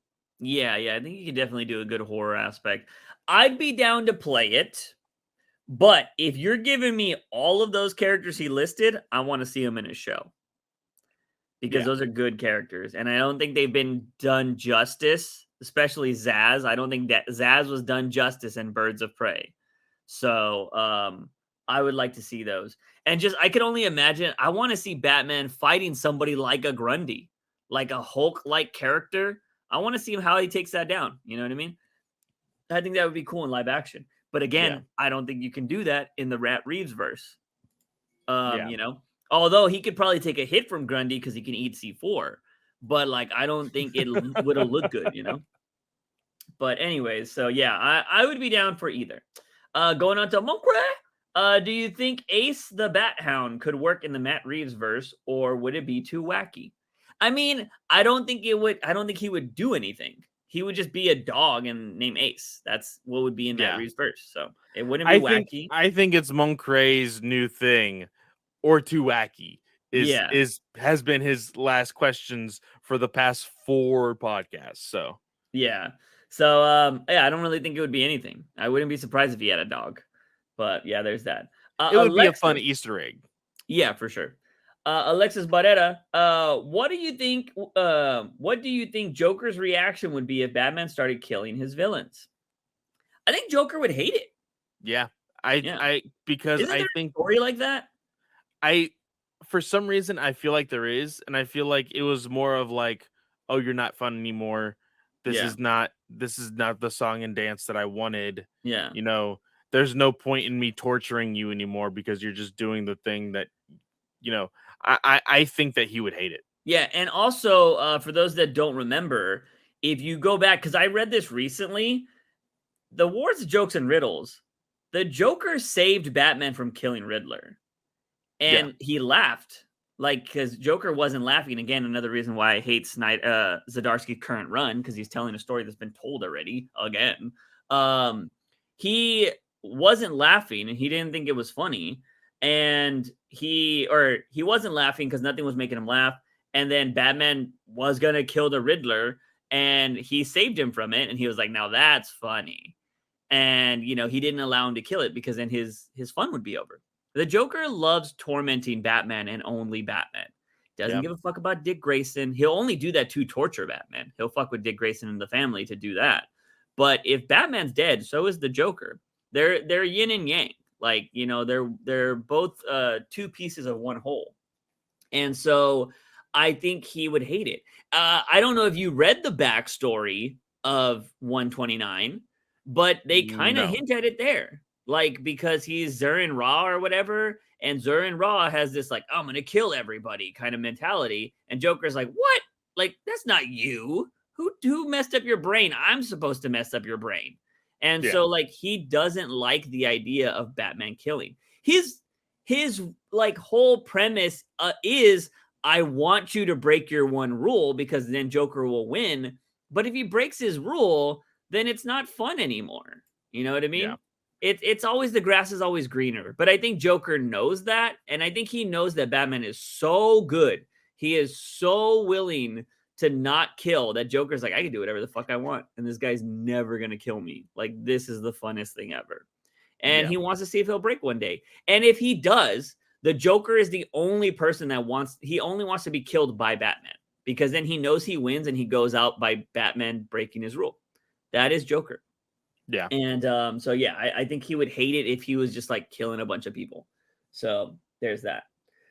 We got Kindred Nerd United. I'm excited. I love James Gunn. I'm hoping he still directs, as well as I love his visual direction. So yeah, comment there. And then if you want to read the last one from Kids Do. Kids Do says Gunn's style may not be for everybody, but no one can deny that the man knows how to write good stories and characters. Made us care about a raccoon, a shark, John Cena, and a tree. I can't wait to see what his overarching plan is for the DC universe. Yeah, I mean, he made us care about characters nobody gave a fuck about. Yeah. Nobody heard of the Guardians of the Galaxy prior to this. Unless you're an old head, nobody knew who the fuck the Guardians of the Galaxy were. So, yeah, I think Gunn has proven it, that he's able to, he's able to write characters pretty well. We only have 2 questions in Discord. First one coming from Young. What is your favorite Joker design in live action? I thought he said in LA. I was like, is that supposed to mean like Hollywood? I was like, I was very confused by it as well. It was live action, is what I learned. And he was like, would you like to see Joaquin in the purple suit for the sequel, even though there's not a Batman? No. I think just keep Joaquin. Like, let him stay whatever he wants to do. I don't think you need to copy the Joker right away. His face paint's different already, so he doesn't need to be the same. I actually think that orange suit works now. I think it looks good. But my favorite Joker design, I'd probably go Nicholson, to be honest. Really? The purple suit, the giant fedora. Because it's the closest thing to the animated series. Yeah. And he might, everybody's like, well, he's not even the Joker, he's just Nicholson. And I'm like, you could say that for a lot of people, though. Like, I don't think, now Johnny Depp, everything he does is just Jack Sparrow. You know what I mean? Like, he's not even Johnny Depp anymore. He's just Jack Sparrow. And so, like, there's a lot of actors you could say that for. But I mean, I see him as the Joker. I think it's the most comic book accurate Joker. Although some people will be like, no, that's Cameron Monaghan in the fucking Gotham. Cameron Monaghan was never fucking called the Joker in the fucking show. Go fuck yourself. So he was never the Joker, you piece of shit Gotham fans. But anyways, fucking yeah. Did you think it would be Heath Ledger? I honestly didn't know who it was gonna be. Yeah. Honestly, I think mine would be Heath. Mm-hmm. I like his outfit, but I like the trench coat. That drastically different type of Joker. You know what I mean? Yeah, for sure. So, but I mean, I like him. I mean, I think Heath has probably still the best performance as a Joker. Joaquin, very close second. They were very different, though. I will say this, though, as far as whoever the new Joker is going to be in the DC universe, because I still think, which is going to be weird. So, side tangent here. Who are you going with? Say your piece, but who would be your pick for the new Joker? Yes. I think, like, I don't know. That's the thing, is I don't know who I would want the Joker to be. I know. You know who you want to be the Joker? Yeah, 100%. Pennywise. I see. That's exactly who I was going to choose. Yeah. Is the guy because he can do a stupid smile himself with no CGI, and he can make his eyes do weird shit. Like the Joker would do stuff like that. Well, and for me, one of the things that I would love for everybody involved with costume design, if the Joker shows up in multiple films, is the one thing that I love about Batman the Animated Series and even Justice League Unlimited is whenever the Joker showed up, he was always like not in his Joker suit. You know, how he would always just like show up and he would be like dressed up as a woman or like disguised as like a regular clown and like do all these other things. I would love to see the new Joker of the DC universe be in disguise before you see the Joker. I think that would be really fun. Yeah, like you're talking about like the trench coat and everything, right? Like, yeah. Yeah. Yeah. Oh, if you're hearing my dog, yep, He's tired of being in jail. Yeah, I think that'd be really cool. Yeah, because like there's oh we're actually gonna be talking about this in the next thing because yes, I love the shots the animated series did really well was when the Joker was in a trench coat, you would just see his smile. Like in the darkness, you wouldn't Yeah. see his face. He would have the trench coat on. You could see the silhouette, but it would just be a smile. I think that'd be really great. Moving on to the next question is Ethan, the Ponderer. What do you guys think, what do you guys think, or is the stupidest argument made for comic fans towards Batman or anything Marvel or DC related? I think let's stick to Batman. We don't need to go into Marvel because I feel like there's a bunch of different stuff over there. Yeah. I talked about this recently on Twitter. The biggest thing I hate seeing is people saying that White Eyes Batman cannot work in live action because you won't be able to see emotion. It's the fucking stupidest argument I see from anybody. Yes. I have a friend who is very big into no wide eyes. Mm-hmm. Like it can only be in his eyes. It should only be like something in an action scene. It should only be like something in The Dark Knight, how he used the sonar, and how in BVS, how he used the white eyes in a different suit. It should not be a 100% thing with Batman. And I think it's really stupid because why is it that Spider-Man and Deadpool can have white eyes, but Yeah. Batman can't? Yeah, and we've already seen it again in the DCEU with Ocean Master. He has red eyes and his mask, and they move. Go back and watch Aquaman again. They move. And yeah, Spider-Man does it. Deadpool does it. And I even talked about how if you go back and watch BVS, go back and watch the armored Batman suit, and tell me that Batman doesn't have emotion when he's fighting Superman and he's talking all this shit. You can see it in his mouth. You see the pain. You see the like, oh shit, he's not under kryptonite anymore. Like, I'm gonna get my ass beat. Like, you see all of that emotion because it's acting. And if you still don't agree with that, I am going to throw this hammer down right now because I mentioned it.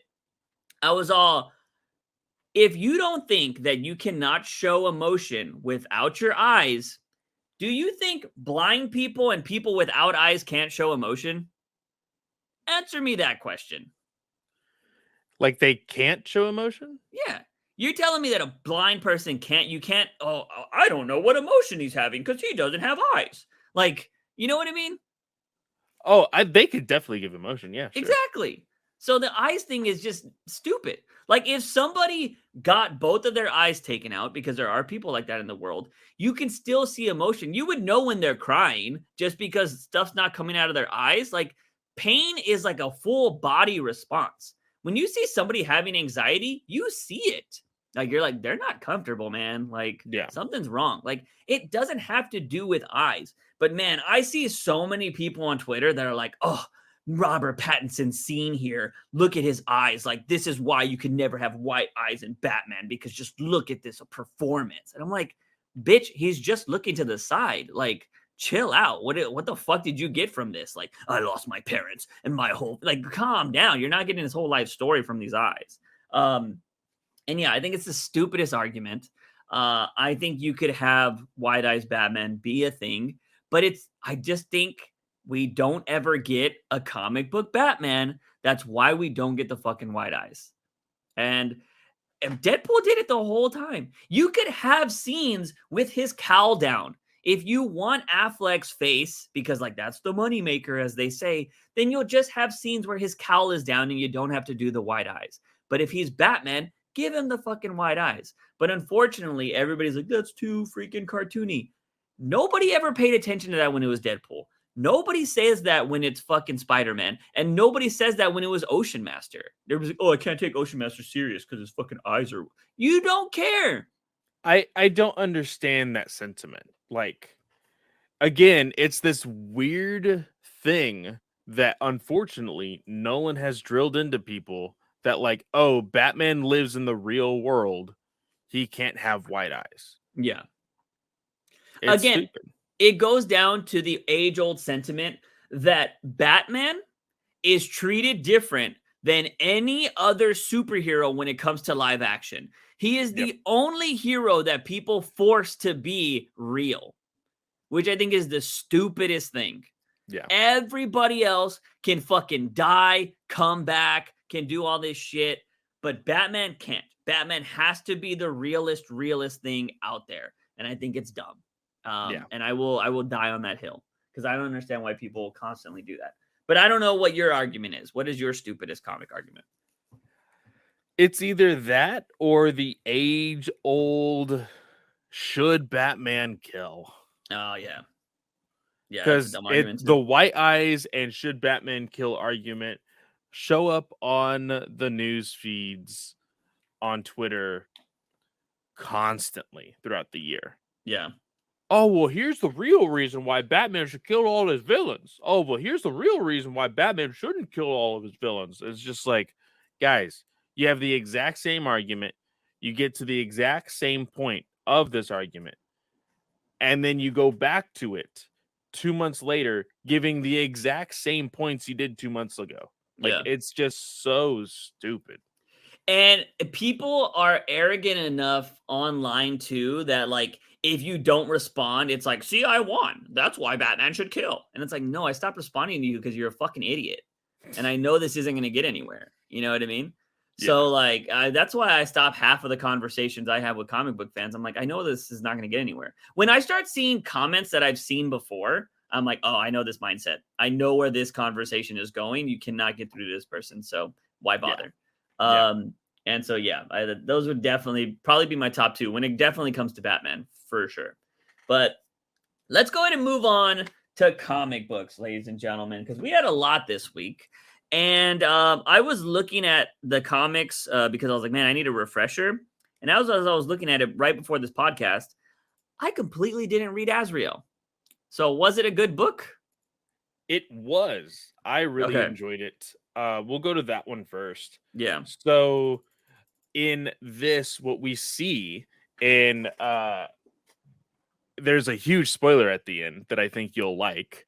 Okay. You can spoil it. I don't care. So this ends up being a fight between Azrael and the angel, the Satan, the big hulking dude that they found that has been basically been Frankensteined by the Saint Dumas what is it called? The spirit? Like no, not the spirit of Saint Dumas, but the organization. Yeah, okay. That they created him or whatnot. And it's very anime. If you scroll through it, it's very anime. This one right here. Yeah, it is fucking amazing. 1,000 punches or whatever. And the really cool thing is Azrael actually gets scared mid-fight. And so Jean Paul is the one fighting near the end. Oh, that's pretty cool. And it's really cool because this hulking Satan dude can't be away from his station, from his throne too long because his organs are giving out. And so as Jean Paul like wakes up from being like knocked unconscious by him, he you just saw the ending. Yeah, you just saw the ending. Fuck. So he walks over to the throne and he sees that the Satan character is not there yet. And he's like, oh, so you need to get up there so you can heal. Mm-hmm. Well, this is usually Azrael's thing, but he's going to punish you. And Azrael won't come out. Mm-hmm. So he's like, he does the whole Thanos thing. Like, fine, I'll do it myself. Yeah. And he basically drags the guy further and further away from the chair from his station of healing until he dies. Wow. Okay. Nice. And like, you just see Jean Paul like scream because this isn't his job. Like, Azrael's the one that punishes. Azrael's the one that kills. Jean Paul should be clean of all blood. And so you see Jean Paul be on the phone, and he's on the phone with Brother Carl, or so he thinks he's on the phone with Brother Carl. And Brother Carl is like, man, you must have gone through a lot of phone calls to get my number. Like, what's going on? And he's like, basically like, hey, I need to confess my sins and everything else. And we see on the other line is before we see who's on the other line, we see like his foot, we see a puddle of water, and then we start to see blood. Mm-hmm. And the next page, we see Father Valley. Yeah, that's a good shout. That's a really good shout. Hosing down Brother Carl. And we know from the annual of Catwoman that Father Valley has very deep connections with Jean Paul's father and all of that. So that's going to be very, very interesting. This is a good progression to this story. And freaking Father Valley was a great, probably one of the best characters in recent history that was created. Like based off of story, like based off of like lore that's already been a thing. Father Valley was probably the best thing that happened in Ram V's Catwoman, to be honest. Yeah. He's a really good character. And it's unfortunate what's been happening in Detective, because how did we not get more of like, more of this Valley type stuff? I think he was like, I created a good character that people liked here. Let me try to do some other shit. I'm like, dude, you're failing hard. It just didn't work out for him. Yeah, I've looked at the next issue too, and I'm just like, I think we're done with this book. So just doesn't.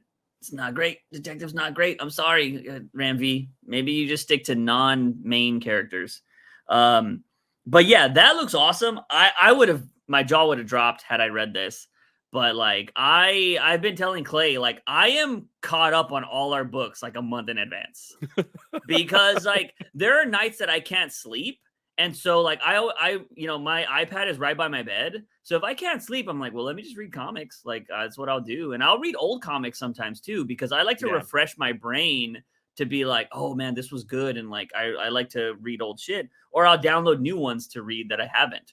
Like I just went and downloaded a shitload of old Catwoman things, like when she's in the actual gray Catwoman suit. And so like I downloaded a lot of those recently. But yeah, we have so many books this week. I think I just lost this one. And I was just like, oh fuck. And yeah, so that my jaw would have dropped if I would have saw that, because I loved Father Valley. This isn't a visual podcast, but while I was talking, I just saw Jesus' reaction. His jaw did in fact drop. Yeah, I was like, that was fucking cool. So let's go on to another book that I'm not gonna lie to you, Clay. I started reading and I kind of just stopped. And that was Batman and the Joker, The Deadly Duo. I finished this book. I actually finished good this on book. You. So this is the problem that I have with this book. People's monologue for Batman. Mm-hmm. I don't know why. Now, this one did it correctly. This one did it as an actual like narration boxes rather than like him talking to himself or like doing things like that. But it just felt off. Mm-hmm. And then the conversation like with Bullock and this whole like, this sent Batman back 20 years. Yeah. This story. That's what it felt like. This is a 20-year-old story of like Gotham doesn't trust him, everybody hates him, and you get a little bit of that still, but this genuinely feels like a 20-year-old story, because in the very beginning you still have this whole idea that like Harley and Joker are together. Yeah, that was weird. And I'm just thinking a lot of people probably aren't gonna like that at all. Yeah. And then you get this whole supernatural thing with like, oh, there's a Joker out there that like is superhuman, and then like Batman mentions vampires for some random reason. Like it was just very, very odd. And then the interaction between Joker and Batman, it was unfortunately, Silvestri is a character that was like, I finally get to write these two teaming up. Mm-hmm. And I'm just going to turn into a kid again. Yeah.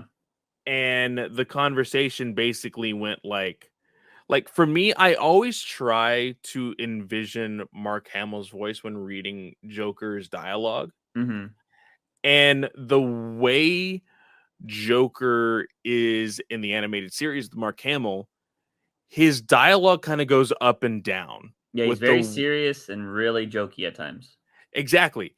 But like just the way Hamill speaks, I don't know how to describe it. Just like Mhm. the volume of it changes Yeah. and the way that his persona kind of acts as its own character as well with his voice. And trying that with this dialogue, it just wasn't working. I Yeah. think he was being too wordy here. And then he tried to do the quips. Yeah.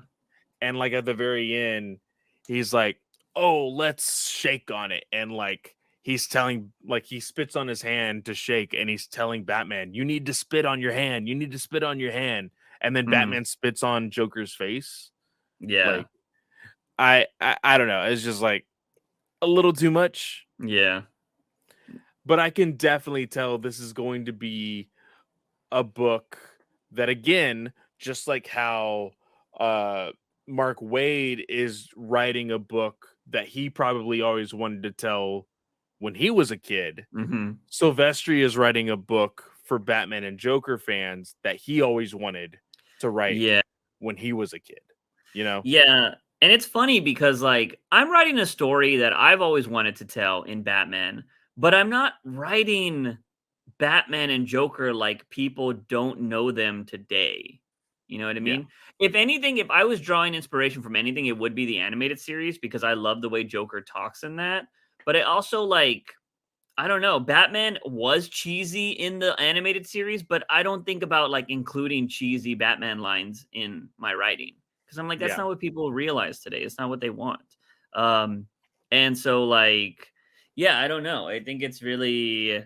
I was just like, again, I was like, Joker, vampire, ghouls, and I'm like, I don't care about this. Like, I was just losing.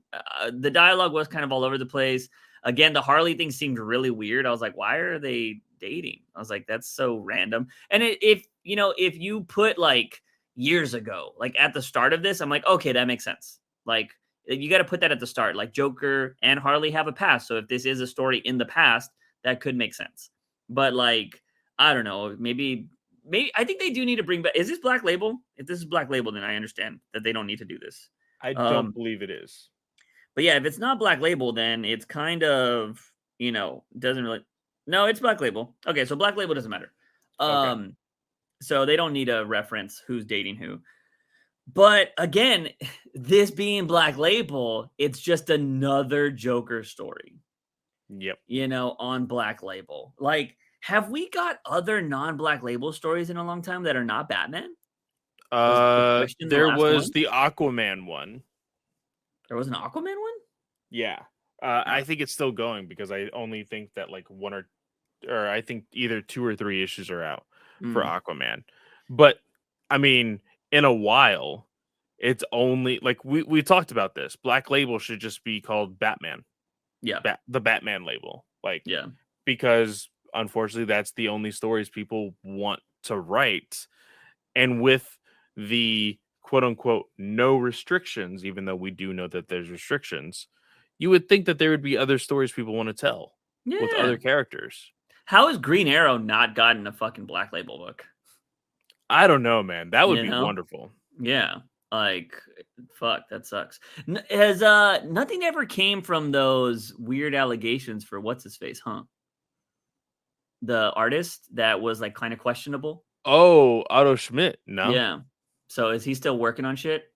I'm I assuming, right? think so. I I haven't heard I anything. I want to say because I did my own research. I know Drew did his own research too. It seemed like he was being misrepresented by another artist that he's worked with. And that's kind of where I'm going. I'm keeping my mindset until more evidence comes out. Yeah. Because yeah, that was a weird thing. But I was gonna say like, oh, Otto Schmidt, Black Label, like because he was one of the bigger Green Arrow artists, right? Yeah. I wouldn't mind Dan Moore, Black Label. That'd be kind of cool. Fuck He does a good yeah. Green Arrow. Yeah. So that would be interesting. But yeah, I'm pretty sure I said this when this book got announced. I wasn't gonna care about this book. You know, I give everything a shot. I give everything a shot. I am somebody who I could hate something going into it, and if the writing is good enough, if the concept is good enough, you can win me over. I'm not a party pooper to where I'm just gonna be like, I hate it because I just want to hate it. I think that's just stupid. But this was just boring to me, man. Again, like nowadays, when you write something Joker, it needs to be good because I'm Jokered out.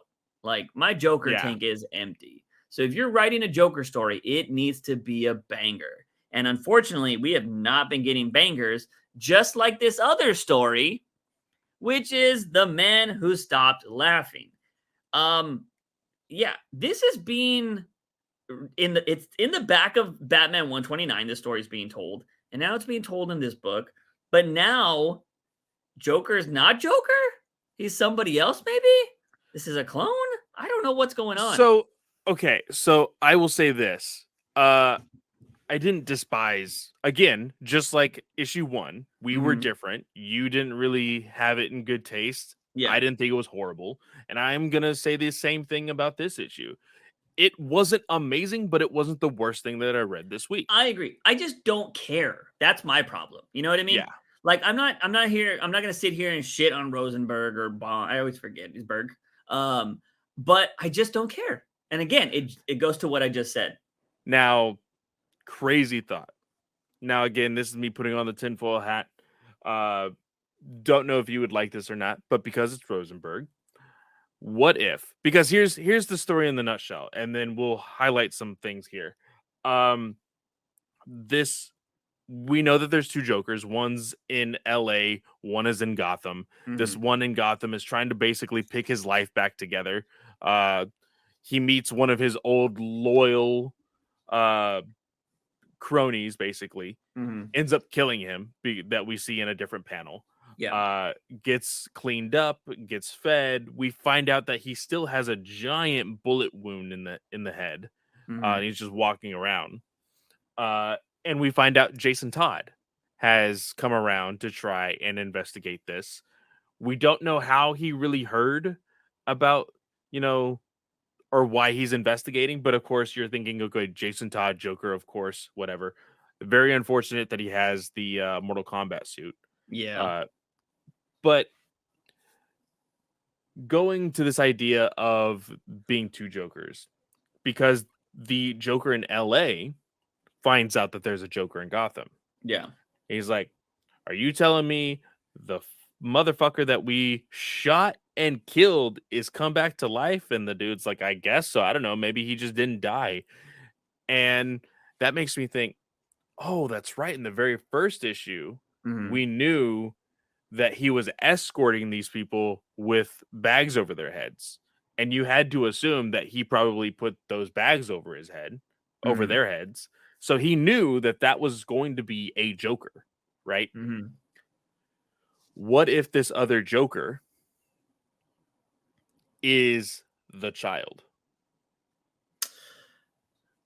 No. that he wanted to basically ruin his life and like make a Joker because it's the one thing that he's hated. He makes him. You're not talking about the kid from his story. Yeah. Oh no, I would hate that. I would Really? hate that. Yeah, I wouldn't want that at all. Because the kid is just so good. Like if the kid comes back, I want it to come back in a good way, not this. You know what I mean? And I also think maybe we don't get a sequel to that story just because it was so good on its own. I don't think we will get a sequel, Mm-hmm. but I wouldn't put it past Rosenberg to be like, okay, people love that story. Let me see if I can bring him back, you know? And I think that would be bad because like that was a knock out of the park. I think it was 10 issues, right? I think we liked 9 out of 10 because I think there was one that was kind of like filler and we were just like, Yeah, I think I think it was I like think it was like 3 penultimate or one. 4 or something like that. Yeah. It was very early on that we're just like, really? Okay. I feel like it was later on. But either way, there was one. I know there was one issue we were like, this is the one miss of the series. Yeah. And like that's still fucking 9 out of 10 is fucking phenomenal out of all your issues. So I just wouldn't want to fuck with that story. But yeah, there's one moment in here when he goes and visits Harley. And Harley's like, fuck you. And she beats him up. She ties him up. And like, that's when you said we see that the bullet hole is still there. She's like, you're not Joker. You're not Joker. Because if you were, Joker wouldn't care. He doesn't care about people. And he's like, that's not you. And so she's kind of calling him out. Wouldn't come to see me. Yeah. Yeah. So now I'm just like, okay, so it's not two Jokers, but, and then this is the weird thing that like, I love Johns, but like at the same time, Johns has created a monster. When it comes to the Joker, it's like precedent now that the Joker either like clones other Jokers or like has cosmetic surgery for other Jokers or does something to throw off the scent of him, I guess. So this could be something like that. But like, I don't know. Like, why does this one Joker think he is the Joker? You know what I mean? Or I don't know. Yeah. And again, I just don't care. And I think that's the biggest problem here. You know, I like Rosenberg. He's done some good stuff. But I just don't care about this. And he's doing like these weird backup stories. I don't know if he's doing them, but there are these weird backup stories where they're like one shots of just Joker doing random shit. Like, I think the first issue, he was like in love with Power Girl or something. And then this issue, he fakes his death to have a eulogy from all the villains. And then he comes out and they're like, you faked your death? And all it reminded me of was the Friends episode where fucking Ross fakes his death. Or Chandler says he died and then nobody comes to his wake.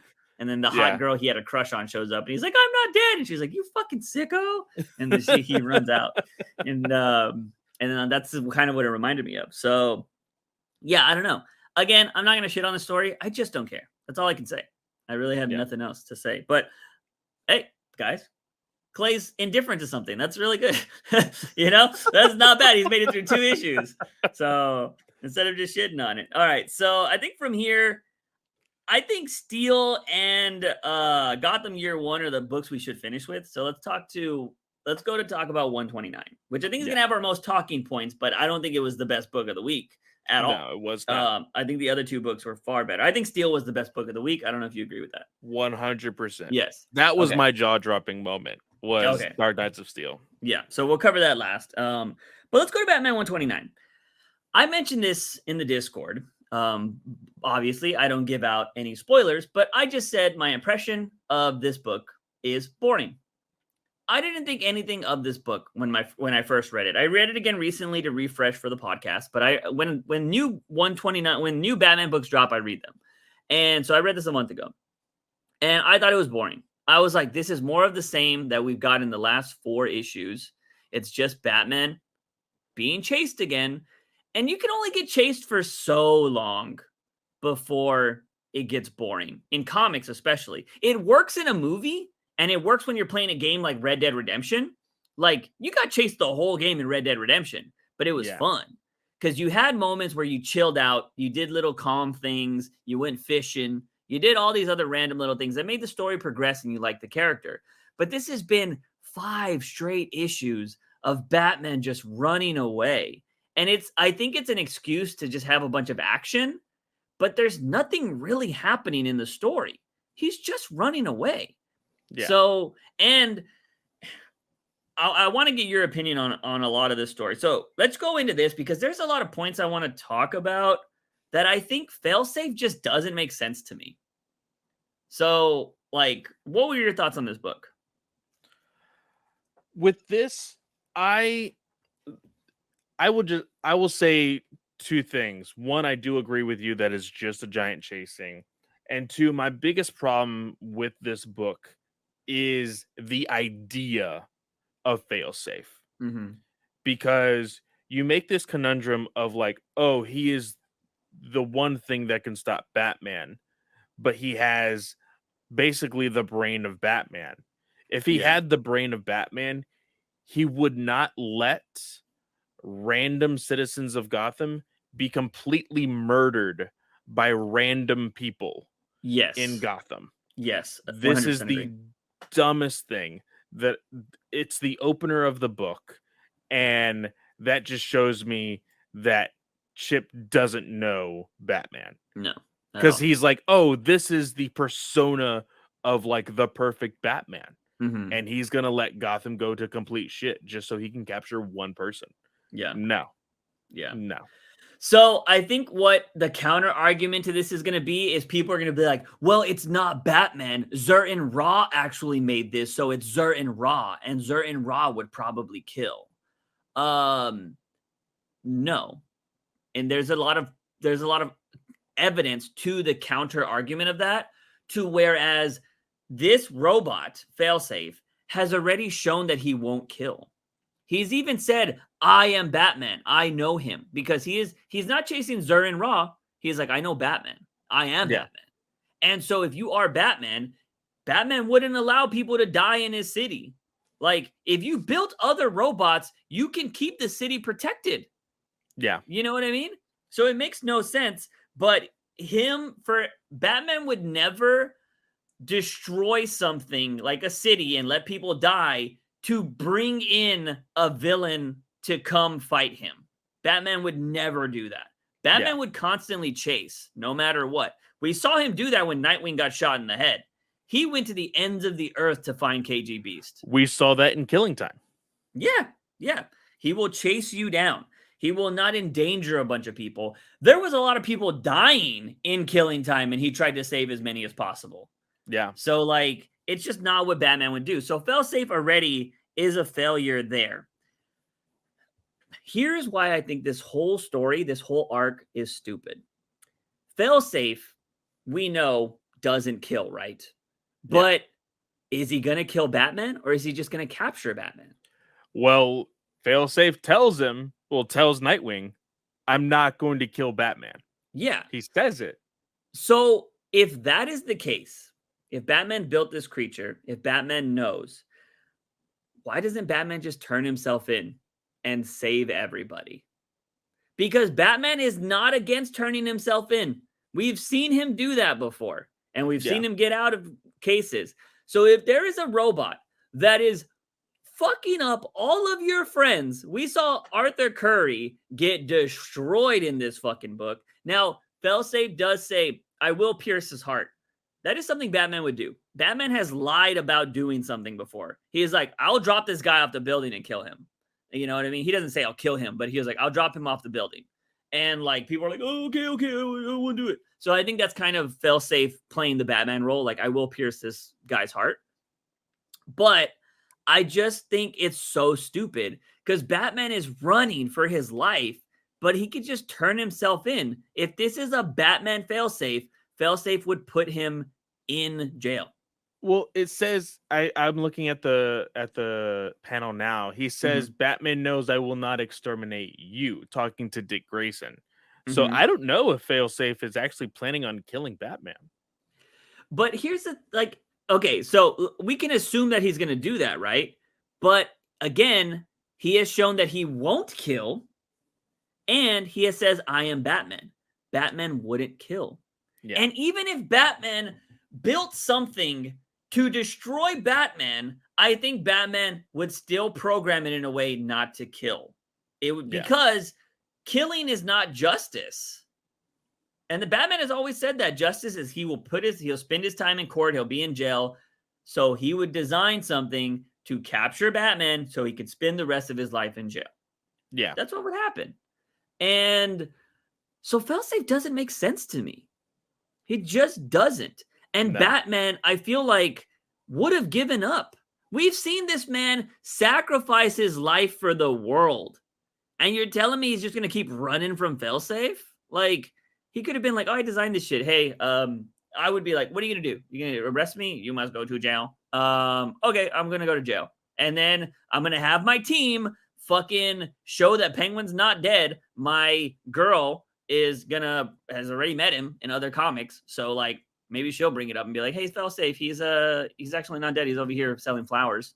Oh, okay, cool. Batman, you're free to go. You know what I mean? Like, I just think the story is kind of dumb when you really think about it, you know? And I think Failsafe, I feel like Zdarsky he was like, I want to make my own doomsday. You know, I feel like everybody wants to make their own killing joke, right? Like when it comes to Batman. And he's like, you know what? I'm not going to do that because I can't do that. And that's probably the smartest move he ever did. And he was like, but I want to make my own doomsday. And I'm just like, oh, okay, robot. And I don't know how you feel about this, but like, I I love Batman, and I love Batman being the best person in the Justice League. But sometimes I don't like when the Justice League is made to look like chumps. And this thing has kicked everybody's ass. Well, here's the difference though. Because I agree. Like the same way we've made this argument before. Yeah. Batman should not be made to look like a chump in the Batman title. Superman should not be made to look like a chump in the Superman title. Yes. In the Justice League title, it should be balanced. Yes.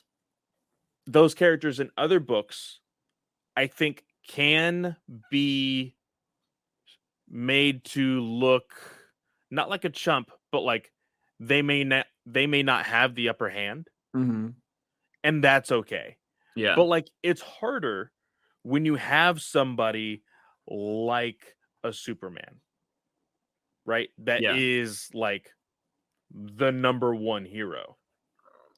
But we did say, okay, what Failsafe did to Superman is something Batman would have done to Superman.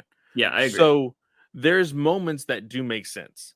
I agree. But, you know, this is the exact same story of Tom King's Batman story when they took over Gotham, when Bane took over Gotham. Yeah. Nobody could penetrate Gotham. Yeah. Captain Atom got completely demolished by Gotham Girl, you know? Yeah. So, like, if there's a criticism here, there has to be a criticism there as well. Yeah. Well, yeah, I mean, I think it's fair. I'd have to go back and look at those things. But at the same time, like, I think the problem here is I don't have a problem with, I just wish they put up more of a fight, is what I'm trying to say. Yeah. You know what I mean? Like, Superman did a little bit of flying and then got fucking KO'd. You know what I mean? And I understand that happens with Batman, but because I know a lot of people will be like, this is a robot Batman. Of course, here's the thing. The reason why Batman can get the upper hand on his friends is because they're his friends. They're going to have an emotional attachment to him. They're not going to kill him because they know he's human. This is a fucking robot. Superman doesn't need to go soft on this thing. It's not a real human. He can kill this shit. Everybody else can try to kill this shit too. And I just don't like that they all kind of basically got Batmaned. You know what I mean? Yeah. But I think the difference there is Superman doesn't want to kill Batman. It's his best friend. So like he's gonna go soft on him. He's not gonna go full blood. You're not gonna see like hardcore laser beams to kill going towards Batman. You know what I mean? You'll see it every once in a while, but that's kind of like different shit. Like Batman already know, that's gonna happen. But like again, we've had this argument on the podcast a million times. Batman loses to Superman 99.9% of the time, but that 0.1% is possible. We've had this conversation. And so like I don't know. I just wish that there would be more I don't know. I wish they would just put up more of a fight.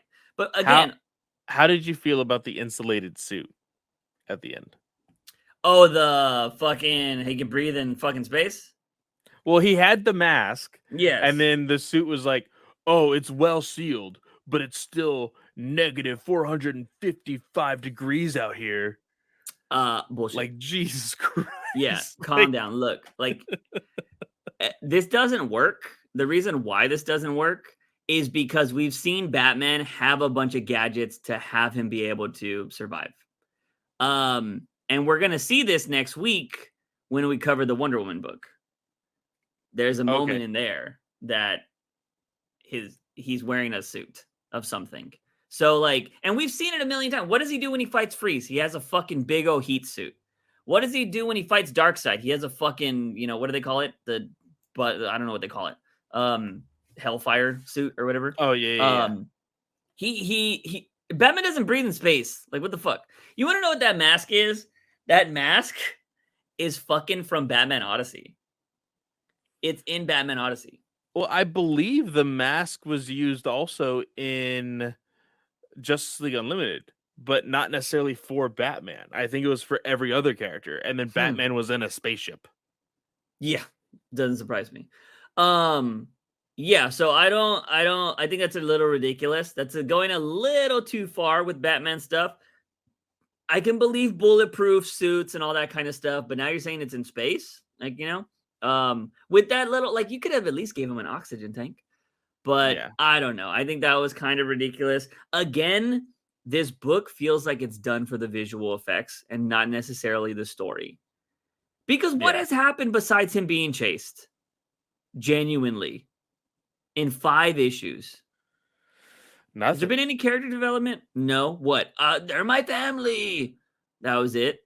My boma. Like, it doesn't really, there hasn't been much character progression. And that's my biggest thing. Yeah. And again, I think this comes down to just it was made for visuals, and I don't think Zdarsky's really giving us anything.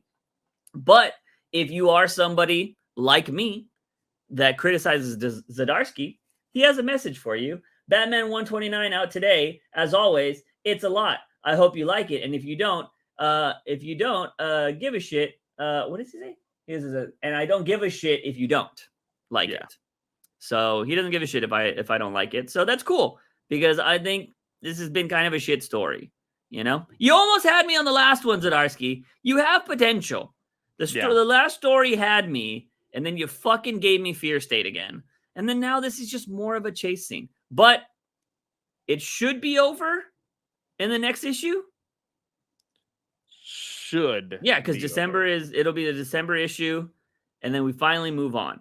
I want to see. He's not going to have George Jimenez anymore going forward. Well, he's supposed to come back, but he's going to be off for the next arc or 2, maybe, I don't know. I want to see what Zdarsky's going to have to do when he doesn't have Jimenez to have all the pretty pictures. But at the same time, I think this first arc was purposely made to show like all this action to keep people just on the book, and then they'll just buy it going forward, and he can probably start telling his actual story now. Yeah. So I think this was just all fucking, what do they call it? Window dressing. And that's what it is. Because I don't think there's been any substance in these stories. I mean, maybe I'm wrong. I don't know if you disagree with that or not. I haven't really had any sense of substance in these stories. Yeah. So it is what it is, but yeah, I just don't care. I think when you really think about the story, it makes no sense. Like, it's just a robot chasing Batman. That Batman could just be like, all right, I give up. Don't kill anybody. And it would be over. But I don't know. You know what this is? This book has just been the Fast and the Furious, the last few movies. That's all this has been. It is. I mean, they just went to space. Like, I don't know what the next Fast and the Furious is supposed to have, but it just had Aquaman. Jason Momoa is about to be in the next one. Like, this is the Fast and the Furious. So, anyways, let's move on to Gotham City Year 1, Book 2. This is the Tom King series that's been going on. I read this a while back, so I need to flip through this, but what were your thoughts on this book? This was interesting, and I think I finally understand the idea of, weren't there rumors of Catwoman's like ancestors in here? Was there? Wasn't there something about how like, oh, maybe there was a hint at like Selena's grandparents or I think you're thinking about the One Bad Day book. Oh, was it One Bad Day? One Bad Day is going to have to deal with her history, I think. Okay. Because I think this woman here, I can't remember what her name was. She gave me Catwoman vibes immediately. Yeah. Jumping off this building. I was flipping through it before I read it, and I saw that one page. I was like, oh, somebody's about to die. And then when I read it, I was like, oh, nope. Trick me. But I don't like how this Wayne, I can't remember his name either. It's not Thomas, of course. It's the dad. Yeah, the father of Helena. He's a little bit of a douche. They're both assholes. Yeah. The Wayne family is very much an asshole family. Yeah. Now I will say, our main character, Slam Bradley, he ain't no bitch. And Yeah. he took an ass whooping in the beginning of this book. Yeah. Like a complete ass whooping. Yeah, he got destroyed. But I mean that takes back to the, I mean we kind of just saw that in Human Target, right? Like we just saw fucking Chase get his ass beat for a whole issue. Which is kind of crazy. So, that it's a very noir trope of the detective, if he's in some trouble, he can take a beating. So we're kind of seeing that. But yeah, I thought this was interesting, right? So like you were mentioning the husband and the mother. There was this one scene where like I think the mother talks back to Bradley, right? And she's all like, she essentially says like, know your place or some bullshit. Like she's a bitch. Like, Yeah. and I'm just like, God damn, it's like this guy is here because he's like caught up in this and y'all are hiring him or whatever. He's part of this. And just his name's Richard, I think is the dad's name. But yeah, it is very domestic abuse kind of relationship. I get the vibes of, or it's that old like 50s, like women had a place in the house and the man, you had to listen to the man kind of vibe. So I think Tom King is writing the era well. This is actually in the 60s, if I'm not mistaken. So, wasn't born there. I don't know if that was still going on. Pretty sure it was. But yeah, so I think that was pretty crazy. Because, yeah, there's this one moment where the dad is like, you're too stupid to understand any of this to the mom. And I'm just like, God damn. Like, and then Bradley at the end of that conversation is like, hey, just so you know, I'm on your side. What he is doing is pretty stupid. But I think he's like, because they're talking to the guards about like, oh, we can bring an army, blah, blah. Yeah. And Bradley is like, I can see both sides, but I can also see how both sides are negative. Like, I'm on your side, blah, blah. And she basically says, oh, well, she does say, here's the quote. She says, she asks him, are you the heir to this city? Are you the father to the princess, to the greatest hope of its future? Yeah. He's like, no. She's like, well, then maybe you should keep your damn foolish opinions to yourself and do what you're told, and then walked away. I was like, God damn. Yeah. And then so a lot of this issue is just the drop, right? Because we know that they're going to make the drop. And there's this conversation between, I guess Richard Wayne. I mean, we'll just say Mr. Wayne, and Bradley, where they're driving. He's like, you know what, Bradley, you get shit done. I like you. He was like, I need people like you on my stuff because I'm about to change this city. And like, they keep using a particular word that I still don't like to really use. You know what I mean? So we'll just say the colored, it's like they're that's worse. That's worse. I was gonna say, like, wait, but it's essentially what they're gonna like. It's the era, right? It's just that they're referring to black people, people of color, is what they're like saying. So I was gonna say, I was like, oh, is this person of color? Like, I fucking whatever. You know what I mean? It's worse. Came out worse. But like, they're referring to people of color in this era, and like they essentially want to gentrify fucking Gotham. Yeah, he was like, hey, you got a particular set of skills that I can really use. And I'm like, whoa, this is not sounding great at all. Yeah, so again, asshole stuff. And he's all like, you're good with those people, so how about you work for me? And like, Bradley's kind of like, those are good people. Like, you need to chill the fuck out. And he's all like, I know what you're going to do. We're going to make a move on it. So like, maybe you work for me after all this is done or whatever. And, so like we have that, they go into this one area where they're like, it's like a lower slum area. So they're like, we need to get to the roof. Nobody gives a fuck that they're trying to get to the roof or whatever. And they try to make the drop. And what ends up happening is there's no kid. And the chick is all like, well, I have a letter for you. And he's like, no, he's like, this drop was meant for the kid. Like, we're not here for a letter. And they're like, this is what they told me to do. Like, I'm supposed to get the money and I'm supposed to fucking, that's all I've been told. And he's like, we're not doing this. And so he leaves and Wayne is like, what the fuck are you doing? He's like, nope. He was like, they're not trying. They don't have the kid. Like, they just want to give you a letter and they want to take your money. Like, this isn't a good deal. We'll find another way. And he's like, it's not your fucking money. Like, go out there, give them the drop and do whatever we need to do. And so he goes back out there trying to reason with Wayne. And Wayne's like, no, I don't fucking care. I think he pulls a gun on him, right? And he's all like, go out there. And he's like, fine. He drops the money. He gets the letter. And she's kind of like saying kind of like her goodbyes or something like that. It kind of seems like that. And then she says, and the sky's the limit. And she dives off this building, falling like she's going to die. And, Slam is like, oh, shit. And what ends up fucking happening is she dives onto another building, a la, like Clay was saying earlier, like a Catwoman. So kind of giving off those kind of vibes. And she like dips out of there. And then he reads the letter, and it's like, you should go to this graveyard because that's where it's gonna be. Now, there is no baby in the graveyard, from what we come to know. And Wayne is like, you're working with them, right? You're going, like, you're a part of this. And he just knocks him the fuck out. And he's all like, and Sam's like, I don't know what the fuck's going on here. But one thing they make very clear in some of these panels, and on the Wayne panel, there's a Court of Owls owl on these stones. So are we going to be getting a Court of Owls involvement in this? Which is very ironic. Yeah. Because what did I say in the Discord? I literally said it, I think earlier this week. I had asked, hey, when does the story take place? I think you were the one that answered. And I was like, it's in the 60s. Huh. Yeah.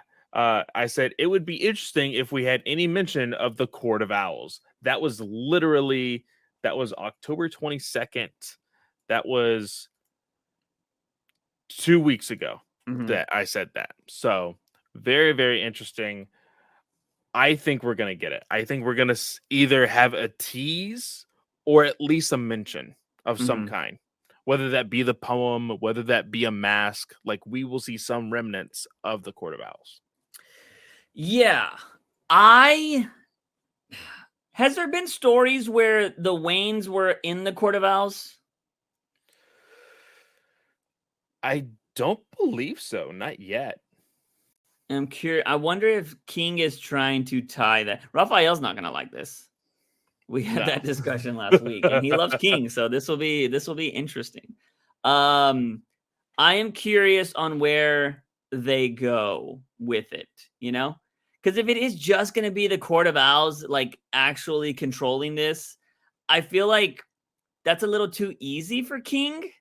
I don't mind a Court of Owls reference, but I hope it's not just like, yeah, the Court of Owls tried to kill the Waynes. So I just Googled, were the Waynes a part of the Court of Owls? And there's a Reddit post that says, theory, Thomas Wayne was a former member of the Court of Owls, which leads to his and Martha's death.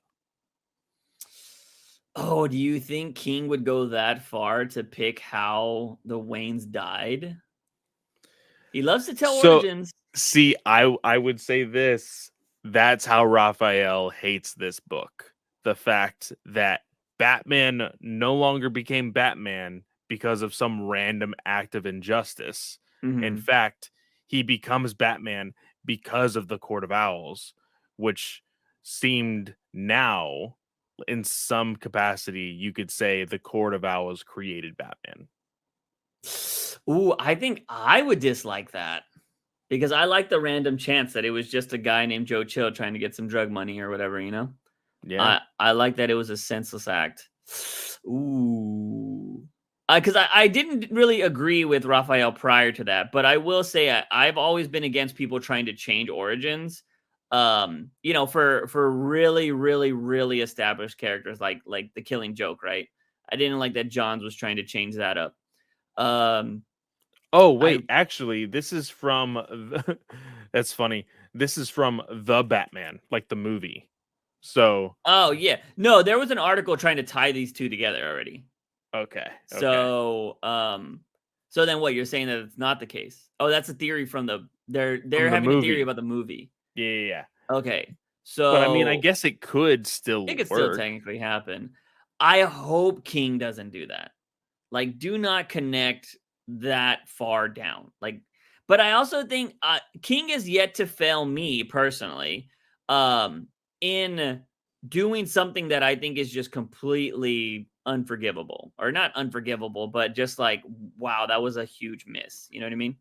He's done it outside of comic books. I still don't like what he did to that one artist guy. I think that was kind of shitty. calling him out and it was the wrong dude. Yeah. But like for the most part, writing wise, he's usually always hit for me. So we'll see if it were to play out to him actually having like Joe Chill was hired by the Court of Owls. I would pretty much hate that. Yeah, I think I would hate that for sure. Man, it would have to be written so well for me to believe that though. But yeah, I don't see that being now because that feels too easy. In Snyder's run of Batman, the Waynes and well, it says here, the Wayne family was one of the Cabal's long-standing rivals. Alan Wayne, one of the city's builders, and Bruce's great-great-grandfather, was plagued by the Court of Owls until they tortured him to death in 1922. As a boy, Bruce himself had headed the legend and suspected the court of having a hand in his parents' death, believing that their murder was too random to be mere coincidence. Yeah, that story was good though, because Bruce, as far as I remember, his childhood, he never found anything. And I don't know if you ever had anything like that when you were a child, but when my dog went missing when I was younger, I thought people in my neighborhood stole him. And I was all like fucking jumping on my trampoline, being like, all right, where's my dog? Well, one of y'all stole him. And I was all like looking around shit. And like, as you're a kid, like you know, your brain's not fully developed and like you just kind of pretend and do random shit. And I could definitely see that being Bruce's imagination because especially seeing your parents die, like there's no way that just happened for no reason, you know? Yeah. And you don't understand life at that moment, that things can just be random. So yeah, I think that was a logical story. I think that was one of the stories I really enjoyed about Snyder was how in depth he went with the character. And he showed that Bruce at a young age was already trying to be a detective, which I really enjoyed. So yeah. I think that was cool. But yeah, let's go ahead and move on to Dark Knights of Steel, the final book that we have for this week, because this book was crazy. Holy shit. It is all worth the last fucking page with this book. And I actually have some comments from a friend of mine.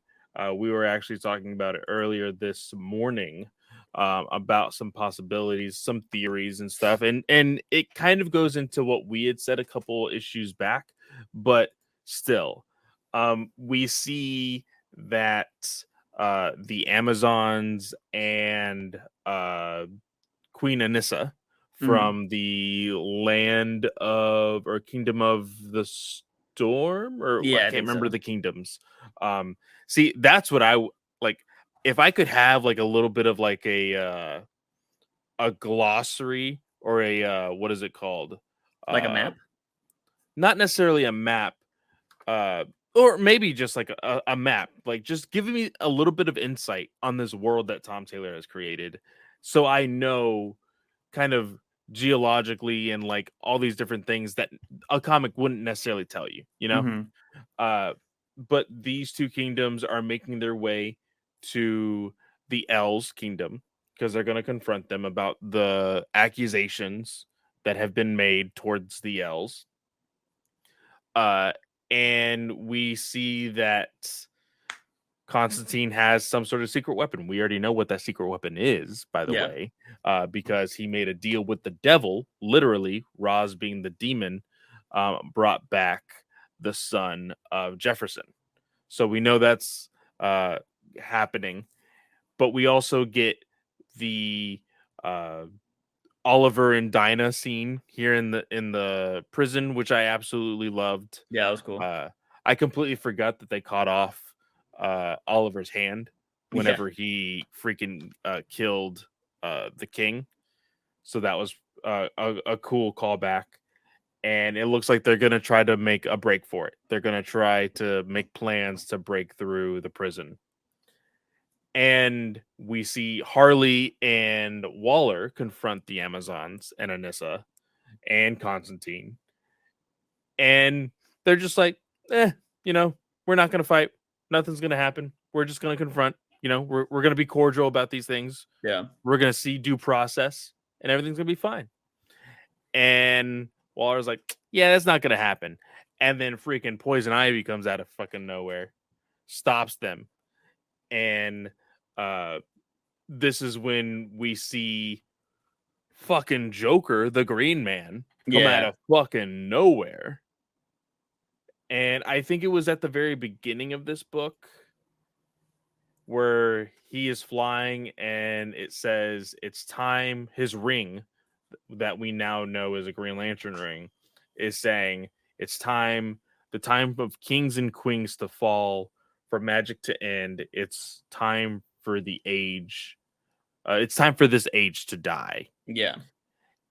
And me, as a Green Lantern fan, I know that the rings can talk via, like, they have its kind of its own life of like, hey, you know, it's a communicator device between other lanterns, Hmm. but like it does tell the lantern what percentage of battery, if there's oncoming danger, and all this other stuff.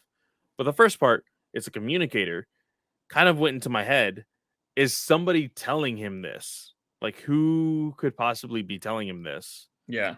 for him to like want to be like, okay, yeah, let's fucking do this. But he attacks Poison Ivy. The army is coming towards the L Kingdom, and uh Lara, the queen, Hmm. is like, we're not gonna fight. Like, you guys don't have to fight for me. I can fight for myself. And they're like, oh, but you know, you're a queen. Like, let us show you what we can do for you. Like, Yeah. this is what we do. We want to serve. Um, we get our other cameo character, because sometimes we do that in this series. We get random characters. We see Deadshot.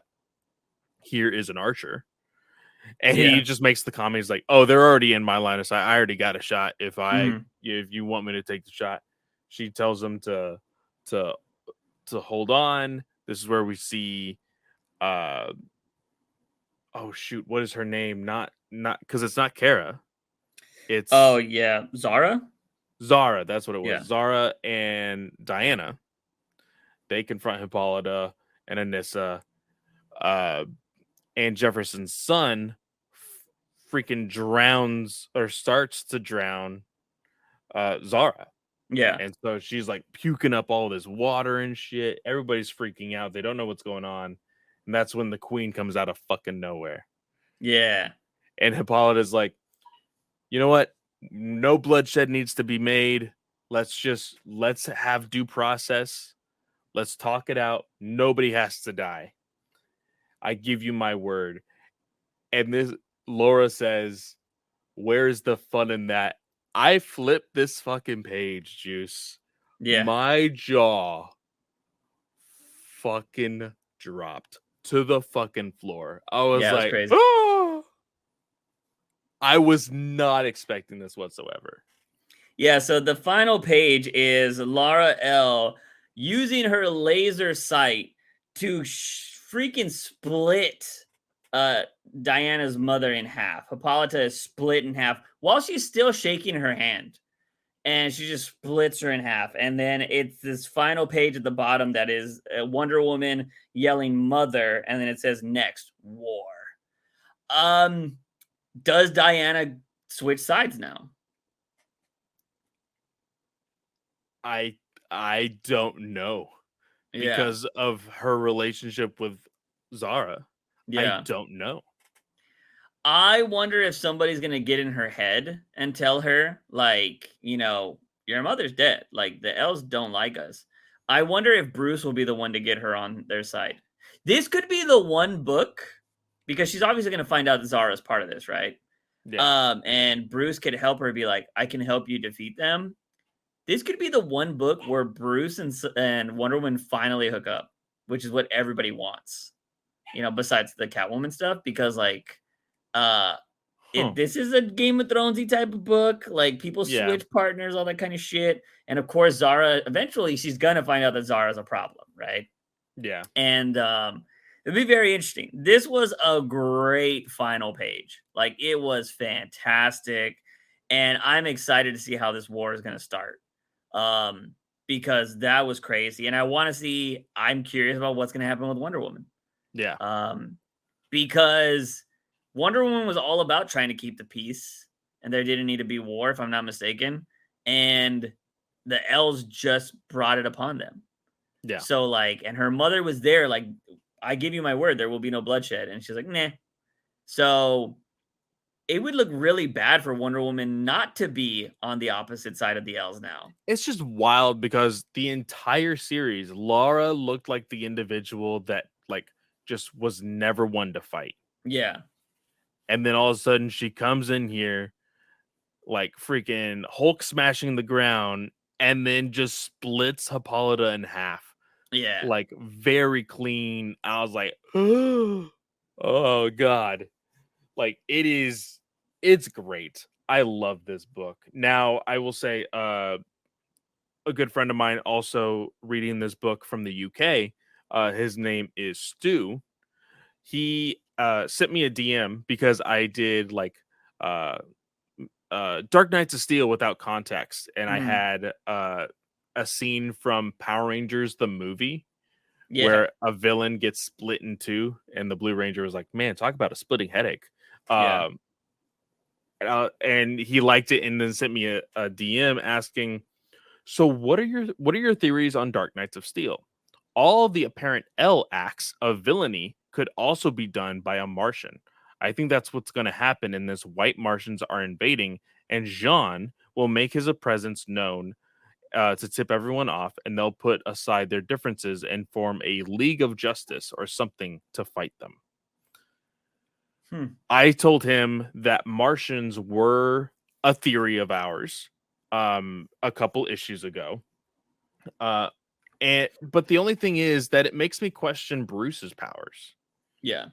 Like, how does he have the powers of Kryptonian? Does that mean he's actually half Martian? Yeah, I don't think that theory works, in my opinion. So too convoluted. I said that I think that a league would be cool, but I also want a spinoff showing a little bit more of the world Tom Taylor has created, which we have talked about. There's 7 kingdoms, and we've only seen 3, so I would like to see more come out of this. I think this is possibly one of the only books from Tom Taylor that I'm actually asking for spinoffs. Yeah, and I don't want spinoffs. I just want a season 2. You know what I mean? I don't want spinoffs because I think spinoffs is where things get too convoluted and crazy and don't really stick to the main story. If he just keeps going with an issue a month or whatever, I think that's a solid pace. But the moment you start fleshing out other characters that don't need to be fleshed out, it's like, no, we don't need that. Like season 2, you can bring back the Teen Titans, right? Like they went somewhere. And we're probably not going to hear about them again, but just give me a season 2. I don't need multiple spinoffs because I feel like that's what's going to happen with Taylor. He usually goes overboard, right? And they'll have like Dark Knights of Steel, the Dark Age, or Dark Knights of Steel, the freaking kingdom that's unknown, or whatever, right? And I'm just like, bro, we don't need all that. Like, just give us season 2 because the pacing of this is really good. And I don't need spinoffs to ruin this pacing. The vampire spinoffs are the perfect example of why that's a bad idea. You know what I mean? Yeah. So like those have been awful in my opinion compared to the main story, and I just don't think that we need to do that. But yeah, this is fantastic. This is probably the best thing that Taylor is writing right now, in my opinion. It's the most entertaining. It's the most visual pleasing, and I think it's been a hit pretty much every issue. And remember, I want to point this out. I hated this series in issue 1 with the reveal of Batman having superpowers. Yeah. So just want to make that clear for anybody that thinks I'm a super hater. No, you can win me over with good storytelling. So yeah, there's that. But this is fantastic. I enjoy it, and I'm excited to read the next stuff. But that is going to be it for our comics this week. I want to point out this is a book we'll be covering next week. But if you guys haven't picked it up, and maybe you're part of that Batcat fandom, you might want to go pick up The New Golden Age by Jeff Johns because there's some Batcat in there. Yeah. It's a whopping like 50 pages or so. Yeah, I haven't read it all. I did skim it. I don't know why. I just decided to skim and go all through it. I'm going to go back and read it all. But I was like, let me just see if there's anything interesting here. Because I was a little iffy on the art. Not the biggest fan of the art in the book. But, it's John's. I will read it. And, there's some Batcat in there if you guys want to do that. So I'm just going to say, if the greatest fucking writer out there right now, which is Jeff Johns. He is the OG legend, is putting Batcat out there. I'm just going to say Batcat should probably be a thing. So DC, get on it. But Zdarsky's going to come in here, probably going to give us some Batcat and be like, see, I gave you guys what you wanted. Fucking Zdarsky doing shit everybody else does. We've had the Batman Who Laughs thing a million times. Or the Joker who doesn't laugh. Nobody needs that story. By the way, that was the backup that we didn't talk about. It was a Zur and Raw backup of Zur and Raw becoming a thing and Joker being like, who messed you up?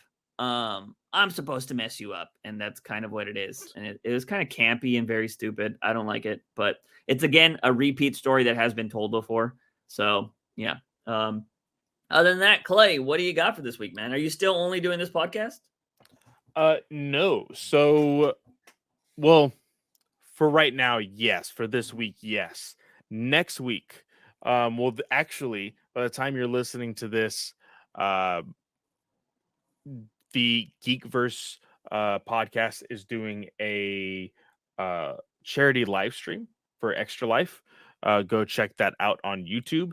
I will be participating in their Sunday trivia in their categories are Marvel, DC, and Star Wars. On Sunday as well, a book review for Star Wars Alliance with me and Katie will be dropping. So go check that out. I will be returning to Star Wars Alliance next week. So next Wednesday, that should be fun. As well as on Monday, the return of my Power Ranger show, Ranger Alliance, is coming back, where we review Ryan Parrott's final issue on Mighty Morphin Power Rangers number 100. So that was really, really good. So go check that out as well. Nice. I've only been posting on my Shorts channel. Go check that out. But I am possibly writing or doing the first video for my new channel today. So I'll be working on that. But other than that, that is going to be it for this podcast, ladies and gentlemen. As always, he is Fanboy Clay. I am Juice Wayne. And remember, Batman is awesome. News Weekly.